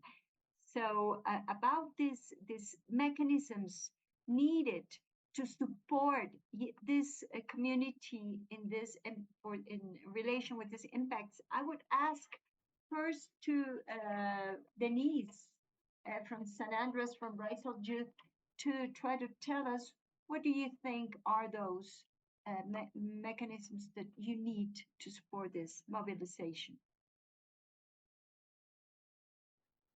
Well, in response to climate change, our community has mobilized traditional knowledge and practices in sustainable agriculture, and natural resource management. We have been blessed, I would say, because we have been supported by NGOs, international NGOs, that have really understand and respect our cultural context, and this have been very vital because these collaborations have helped in implementing early warning systems for natural disasters and in promoting sustainable tourism practices that include coral reef preservation that, as I mentioned earlier, is one of our greatest issues. Now, from our organization, that is Rise of Youth, we have focused these educational processes in our children, young people, and women, seeing them as a seedbed that in the long term will continue to multiply these good practices on environmental preservation issues. Okay, thank you very much. And yeah, you're talking about what of a word that was, it's very much used in the archipelago, which is the territory of the sea. And there, so we're not saying just the island as itself, but all the surrounding marine coastal areas and the importance of coral reefs and how these ecosystems are connected all over the Caribbean. And that's very much interesting about what we have heard today, about what is being done from these islands, from the people, from local organizations in mobilizing and trying to support the community in face of these big impacts. There are more men impacts than natural disasters as they've been called. Okay, thank you. Denise, Adrian, please. All right. Okay. All right. So one of the things I am thinking about as it pertains to support mechanisms to actually assist vulnerable communities or communities that actually are adversely impacted by climate climate disasters or disaster capitalism. A lot of this involves international aid. That's the collaboration between vulnerable groups as well as international aid organizations. Local initiatives that are driven by local on-the-ground community organizations or CBOs, community-based organizations. We talk about capacity building programs, whether they take place through these CBOs or through national or international entities. as well as disaster preparedness efforts, because of course, many of us do know that when climate disasters do happen or when the exposure to such does, there has to be some level of first responder action. So many times, disaster preparedness efforts and response do buffer, or they actually help to alleviate some of the adverse impacts that could have been otherwise worse. Now, these actually help to boost resilience, provide resources needed to push on or to alleviate some of the impacts. And it also helps to promote sustainable development, not only in the short and medium term, but even in the long term, when we're talking about trading and the awareness in large part of women and vulnerable groups and indigenous communities as such, and especially where this is really driven in large part by them. It's good to actually have collaboration between larger organizations and these groups. But what makes it more crucial is when a lot of this resilience is self-driven in large part by women, youth, and indigenous groups. Okay, thank you very much. Christine, please. Yes, I definitely agree with Adrienne what you said about collaboration. I think for us, the Breadfruit Collective, we have seen a lot of successes because of collaboration and stronger partnerships. Because we know within the work that we do, this NGO nonprofit work, usually there's so much limitations when it comes to grants, capacity, and so it's necessary for us to use what we have to do what we can. So how can we mobilize with the limited resources that we have? And so I think using again a feminist framework of being inclusive, I think it's necessary for my organization and even myself to be able to work with organizations that have experience doing this work and also younger organizations who are coming into this work. We have to think of it as sustainable. And when we think of sustainability, it's thinking about the lifetime of the work. This work has been happening, or these issues have been happening since I was a child. And so they'll continue to happen. And for us to continue to build, it's necessary for us to build in community. That's where we actually find our strength. And community is built on trust and transparency. And I believe that partnerships and close collaboration is one way to go about that. Okay, thank you very much. So now we are making the fourth question, and please, for everybody who is hearing us, prepare your questions or your comments, your 2 minutes comments that you're gonna have on the floor after this question. Okay, now we're expanding a little bit this question about how as an indigenous youth, young person, or as a woman, especially of color, your experiences are often marginalized by policymakers. What more can or should be done to empower your community in building a youth, gender, and indigenous rights-based environment and climate justice movement? So please, Denise. Well, I still consider that I'm a youth. So, as a youth, a woman, and an indigenous member, I think that more inclusive policymaking processes are essential. And this includes having direct representation in national and international climate negotiations. We truly believe that it's time enough for us to be heard. The direct affected need to be heard. And not only be heard, but also be educated. So education and capacity development programs on leadership and climate change issues are crucial.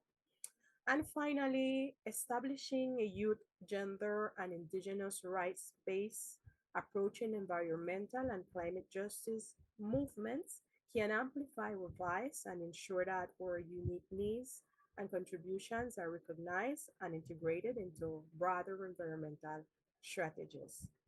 Thank you. Okay, thank you. So now, Adrienne.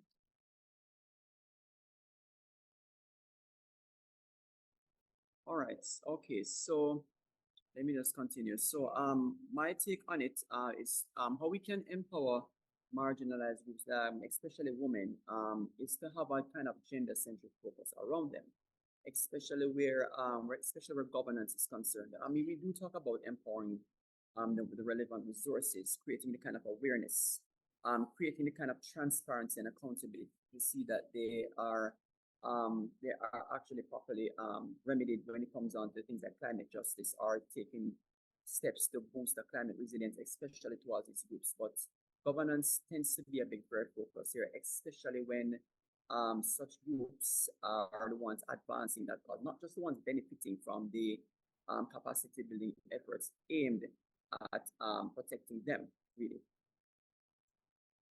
Okay, thank you very much, Adrienne and Christine.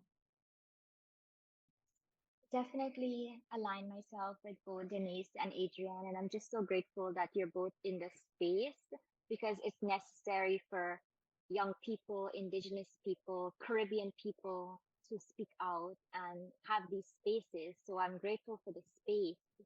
And I would say we want system change.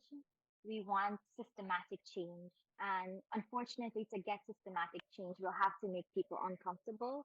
Audre Lorde always talks, she said that the master's tool will never destroy the house, right? So the tools that we have or were given to us, we have to rethink that. We have to rethink how we go about our livelihood, how we think about the environment, how we think about our culture, norms, these things that are passed down to us and that are accepted as normal.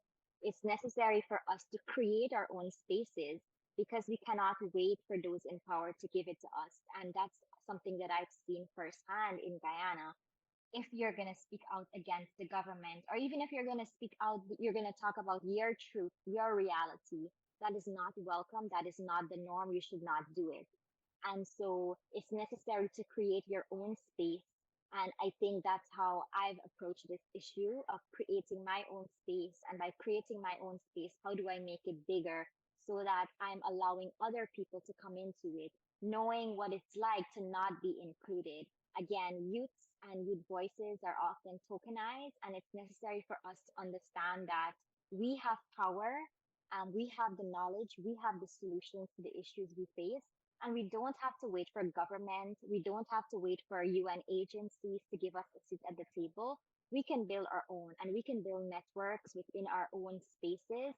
Similar to the Stronger Caribbean Network, we can be affiliated and collaborate and share and partner and learn about the work that's being done in our region and be the voice, share our voices and our perspective in spaces that allow us to. Because again, there's going to be a lot of pushbacks, especially when you're speaking up against the norm. But that's what activism is about, right? Speaking truth to power. Okay, thank you. That's very interesting. And Sham, after we have heard this, our participants, what is being said about creating the own spaces and also their own languages, the own agendas. That means to go beyond the co-optation of environmental discourses that sometimes, or often, UN agency and governments used and utilized in their discourses and in other systems of power spaces. So what has been said is very interesting to really not only talk about inclusion, but to make it real. So Sham, I would love you to intervene right now and give us your thoughts in 3 minutes about linking this discussion of global government and local decisions, local power, and creating these own spaces of language and agendas. What are your thoughts about this? Hi, how are you doing?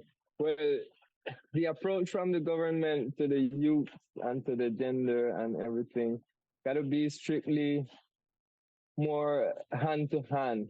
I think it's very institutional always, and they left aside like the human way to approach to communities, to leaders, and and and there is a way much more easier to approach to the human being that is just within resilience and know that we are all one.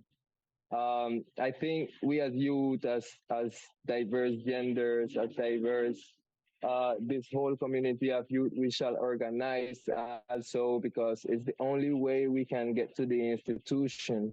We cannot get as individuals, but if we are a community well organized, then we can let our voice hear around, let our decisions that we take in the community towards the same community can be heard, can be considered as as opinions, as the way I view the world and the way how we can work hand to hand to better the environment, to better the social situation here in the Caribbean also, because we know, yeah, like we have mostly like a daily style of life of as youth. Like we don't vision into years, top of years, but this is what we have to also take like take action on to know how we can visualize our projects towards 10 years, towards 15 years, so we can really make generational also engagement with the children and with everything that getting with every who is getting involved with with political and environmental climate change and all this issue that's going around. Thank you all. And now I'm going to open this floor to participants or commentators or whoever wants to ask us some questions in the chat. And we are going to give, well, it depends the number of questions to give 2 rounds, possibly on 2 minutes answers for each. It could be 3 rounds, it depends. So I'll just told us we have 15 minutes. So, okay, let's hear from you. Let's see if we have some questions to continue this exchange of views and these collaborations. Okay. Oh, do we have some questions about this how to build an agenda and how to build a regional agenda? There's a lot being done here in this network. But Patricia, you want to say something? Pat? Yeah, greetings everyone again. I just wanted to ask Adrian if in his what is the significance of the Caribbean Youth Environment Network? How important is that organization in your mind? And what actions has it been taken to advance the issues related to environmental rights and climate justice? All right. I am actually more than glad. Thank you, may I say, Dr. Nortov. I'm glad you actually pointed that out. The CYE and Caribbean Youth Environment Network is actually, they're very pivotal to promoting, advancing the discourse around climate justice, climate action, and environmental justice. They have been involved in ways that promote environmental advocacy projects.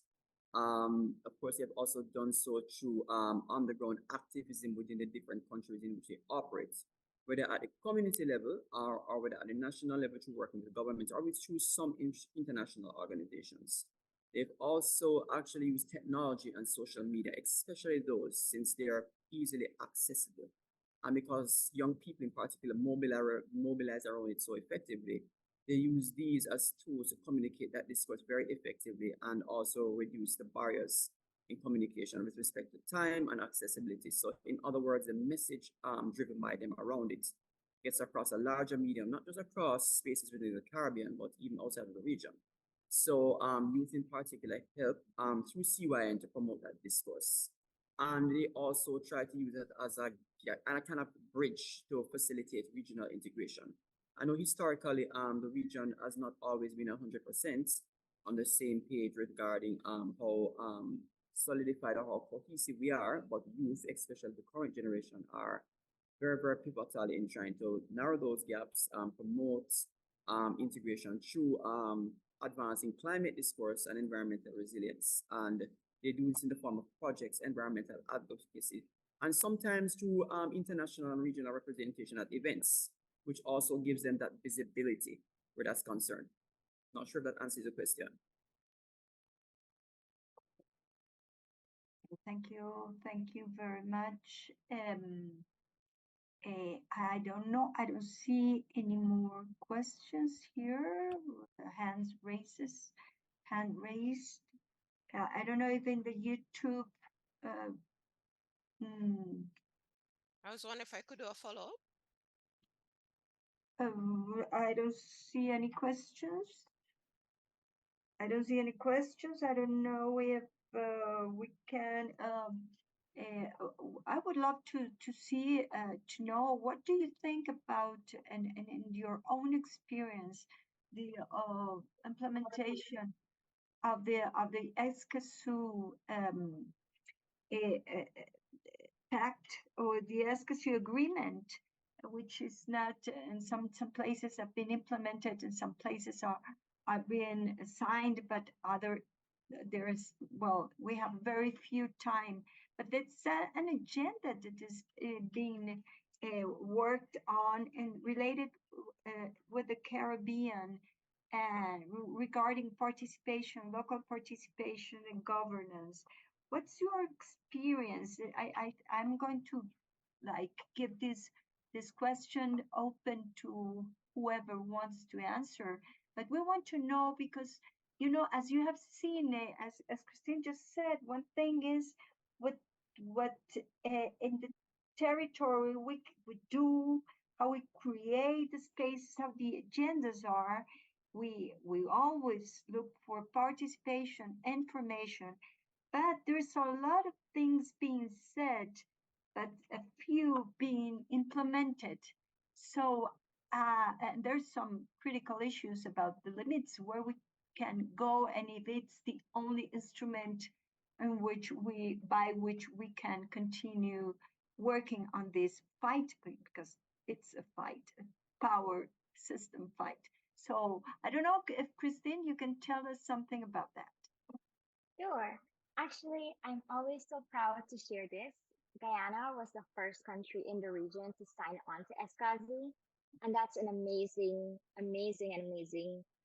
accomplishment. But I am so sad to say that what does it mean to sign an agreement as important as the ESCASI, the one that protects environmental defenders, that realize the importance of sharing and making information accessible and transparent. And I see there is a lack. So there is this amazing agreement that was signed, but then when you come back home and when you see the realities of how environmental defenders are being treated, is a different reality. We just saw the recent COP that happened earlier last month, and the third COP of ESCASU. And so I'm hoping that with continuous enforcement and continuously push from civil society, we can realize the ESCASU in all its entirety and what it's actually meant to do, especially as a country that has over 9 different groups of indigenous people. We need to understand and see the importance of traditional knowledge in its entirety.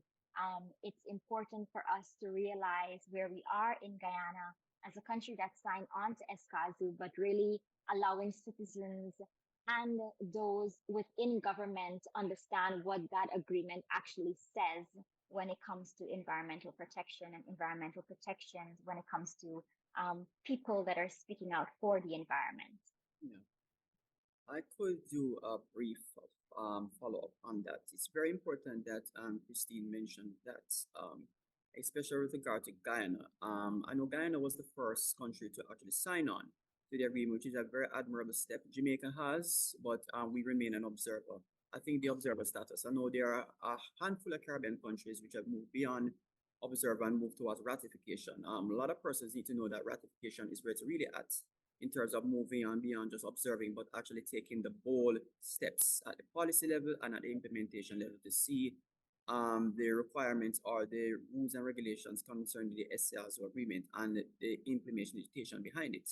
Because environmental justice is a big thing in this region, well, globally, but especially in this region, and most notably in the Caribbean, especially because we are an archipelago of states that are adversely affected by climate change and the associated impacts, especially on biodiversity, water, as well as even human environments like cities, towns, and so forth. And it's really at this point that countries actually take the SARS agreement very seriously and how to hybridize advancing development and advancing the discourse of environmental justice and climate resilience and climate action at the same time, because as Dr. Northover and others have rightly pointed out, there are serious contrasting interests between both variables of what was just outlined, and when in fact there needs to be hybridization and cohesiveness between such. So I'm glad that Christine had pointed it out that it's good that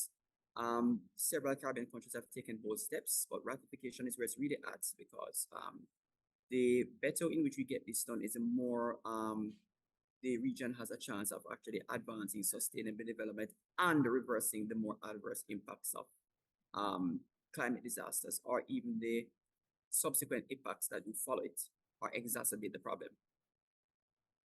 Okay, thank you very much. Thank you very much, Adrian. Well, Surely. one of our partners, Margot from WAVE, wants to participate. She's coming from Dominica. Margot, please. Hey, good day, guys. You can hear me? Margot, how are Yeah. you? Yes, we're hearing you. Oh, I'm great.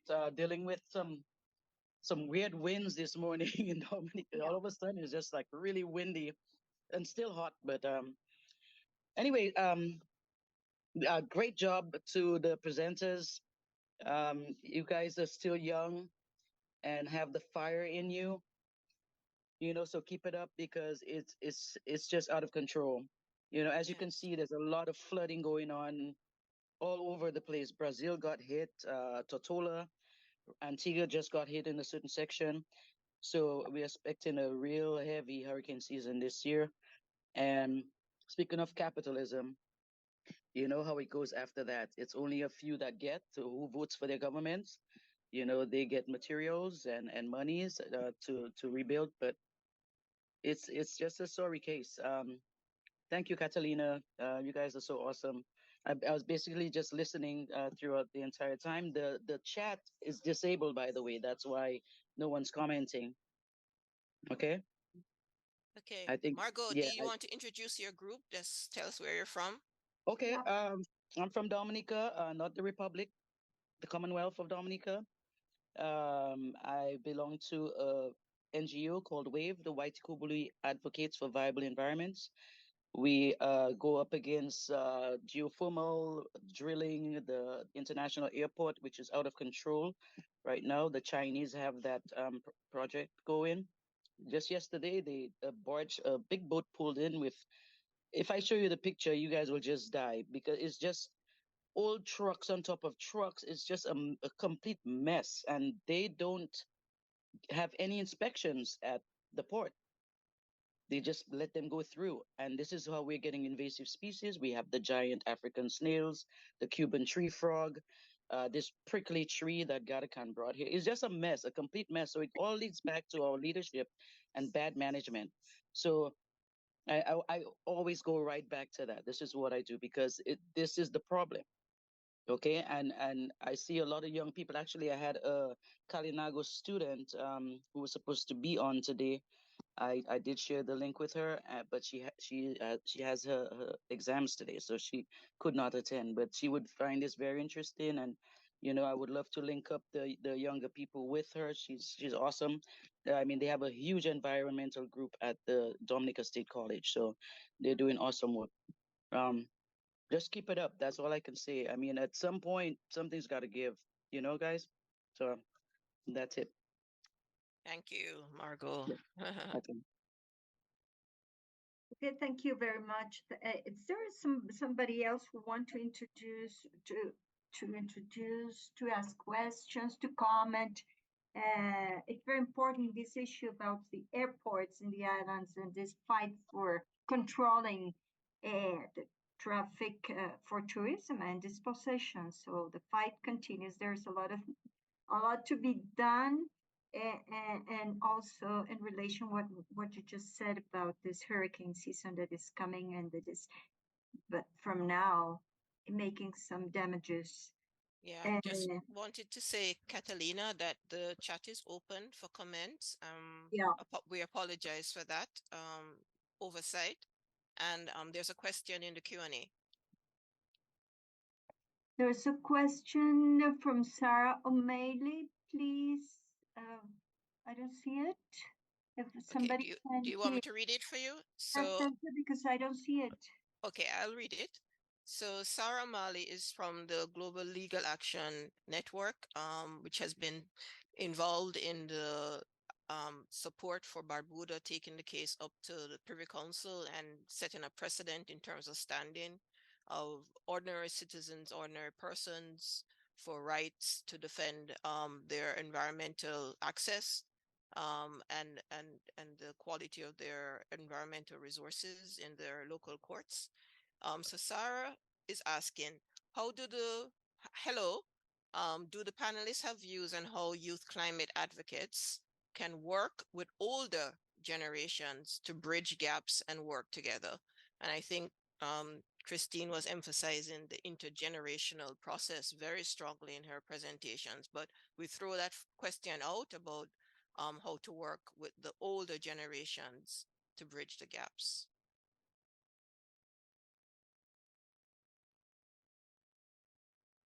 Okay, the word is for everybody. If Sham also wants to say something about this relation with also traditional knowledge, youngers, and what is important from all this traditional knowledge in the Caribbean.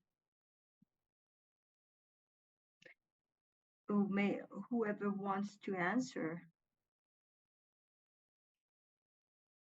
Denise? I can start. Christine. Yeah, Christine. I can start off. I mentioned in the earlier presentation that I started my activism journey with domestic violence, protesting against domestic violence with my grandmother, my late grandma, who was a domestic violence survivor. And during that time, youth involvement was not seen as it is today. It was unusual. And so it's important to understand that the issues that we're addressing in this day and age, they're not new. And people have been doing this work long before we have even been born. So it's necessary to respect those views. And it's important for us to understand that there's energy, there's time, there's so much effort that was put into this work. And so there must be a give and take. And what I mean by that is it's important to allow older people who have been doing this work in our spaces to help guide us, to take advice from them. And similarly, older people, it's important for you to understand that younger generation, we have a different view of the environment. We're facing environmental disasters. So it's a matter of taking our perspective as well. How can we share our perspectives and respect? And I think respect is really necessary because in the Caribbean, we live by a model of you have to respect your elders, whatever your elders say, that's the truth, the only truth. But it's impossible to have one side take on this struggle. It's important for us to share the burden and for us to work collaboratively. And that's something that I really, really appreciate about the work that I've been doing in Guyana and the work that the older activists are still leading. They've been doing this for years, for decades. And I've found so much inspiration, but also advice and guidance from them when I'm approaching my work. Okay, thank you very much. Adrienne.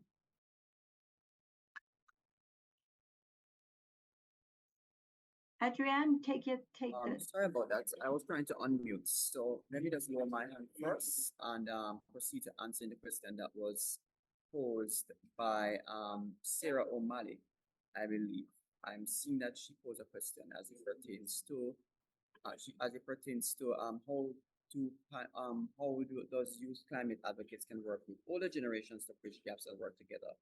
So my take on it is that both generations have to look past the differences. First of all, one, try to take a indifferent or better yet, take an impartial and unattached approach to um, see how does this problem affect them both, and try to look past the cultural or the biases, because it's not a case where only older generations are biased towards certain aspects of climate action, because we do know that young people sometimes are also indifferent. So some of the lessons and principles that older generations do prioritize, but it's really for both groups to actually see past each other, see past the cultural indifferences and biases, and see how this problem similarly or equally affects both, and to see how they can work together to actually address it, and use that time to actually try to better understand each other in terms of how we can move forward. Because it is true that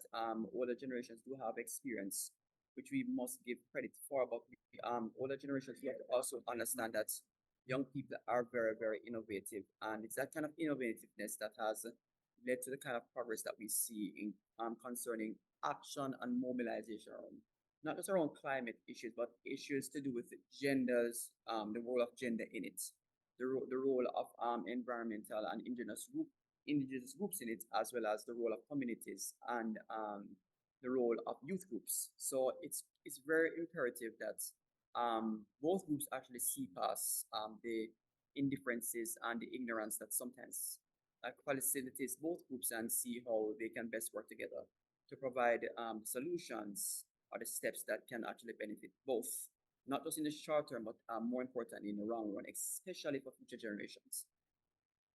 Okay. Thank you. Definitely a very interesting question that Sarah has put in. Okay, we are now finishing our panel, our round table. I want to thank every one of you. It's been we're leaving this round table and all what we have done today, our panel from this morning in our website. That just Dr. Pat just put in our chat, so everybody can go inside and continue seeing and looking the other webinars we have built, but we're continuing working. It's been very interesting roundtable. There's a lot of questions to work on, to continue working. It's just like an open window for future collaborations. Thank you to everyone. Thank you to Christine. Thank you, Sham. Thank you, Denise. And thank you, Adrienne, from the archipelago of San Andres, Providencia, Jamaica, and also Guyana. Hope we would meet soon. We're meeting soon in June, I hope. So thank you, everybody. And thank you, Dr. Pat. Thank you, all the partners which are been working. Thank you, David, and all the people that is helping to make possible this webinar, our translators that are here, Sally and Samal, over that are behind our scenes. So thank you, everybody. Excellent. Very, very delighted to have you chair that last session, Catalina, and engage. Certainly, we are facing a crisis, and our steps today here are really to give visibility to the work that we have been doing in our network, but also in our individual organizations through from the Caribbean Youth Environmental Network to the Breadfruit Collective, which, as we've seen, is a very strong organization reaching across different communities, including the indigenous communities, the LGBTQ communities in Guyana, and of course the strong and proud Rizal youth in Colombia from the islands of St. Andres and Providencia. And thank you so much for the contributions that you have made. Grayburn, as the leader, in that organization and speaking to the issues with such authority and with just wisdom and sagacity, emphasizing that we're building on our traditional knowledge or traditional communities and working from there, from the ground up, to challenge and speak truth to power, not being afraid of those who are made uncomfortable by our voices and by our bodies, the differences that we have in terms of the race, gender, sexuality dynamics, class, all of these indigeneity dynamics that are associated with who we are, but being courageous in our approach to speaking truth to power. But as we can see, these are ongoing struggles.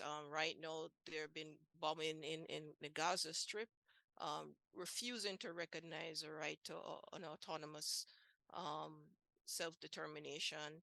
The colonial occupations continue across the world in the form of the ways in which our policies and our economies are being run. But at the front line, the people, as Christine said, are dying, are women and girls. They're 4 times more likely to suffer from serious injury and death in a post-disaster, in a disaster and post-disaster situations. And in the Gaza Strip, it's women and children who are being killed. You see the images in Haiti. 50% of the population is facing acute food insecurity. That's 5 million people right on in our own territorial space here. So the crises, environmental crises that intersect with food justice, intersect with climate justice, intersect with environmental justice, these are real concerns that we continue to have. So I want to say a big thank you to our audience, virtual audience that had joined us today. And I'm going to turn over the floor to David to give the final vote of thanks and wrap up. Thank you, Pat. I would like to give some brief remarks. First of all, we invite everyone to visit our website, strongercaribbeantogether.org, where you can find past and upcoming events, podcasts, uh, even partners to engage and exchange knowledge and experiences.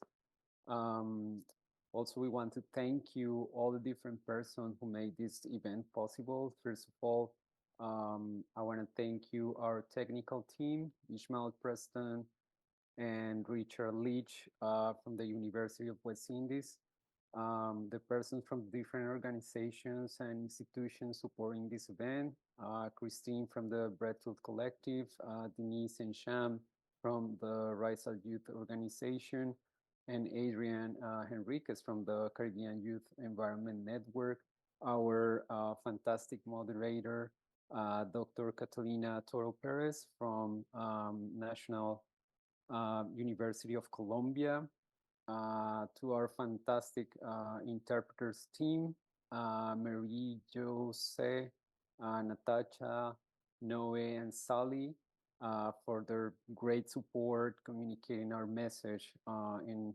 Haitian, Creole, and Spanish. Um, all our network members who jump in and provide their own opinions. Thanks, Braver, thanks, Margot. Um, I want also to thank as well our project's research team, Professor Tomas Ferrando. He's an incredible lawyer, human rights and human law professor. Christina De Gorti, thanks for your dedication and support on different tasks that have made this event possible. Semia also for her extraordinary work providing website development to help us amplify our voices of the persons who are defending and resisting, the fight together against this disaster capitalism. Thank you to our sponsors as well, to Open Society Foundations. Thanks for its support.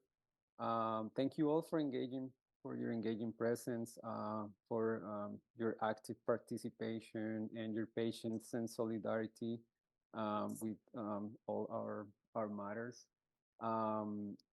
Once we have completed the editing of this webinar, we will have a recording of this event posted on our website. Again, strongercaribbeantogether.org.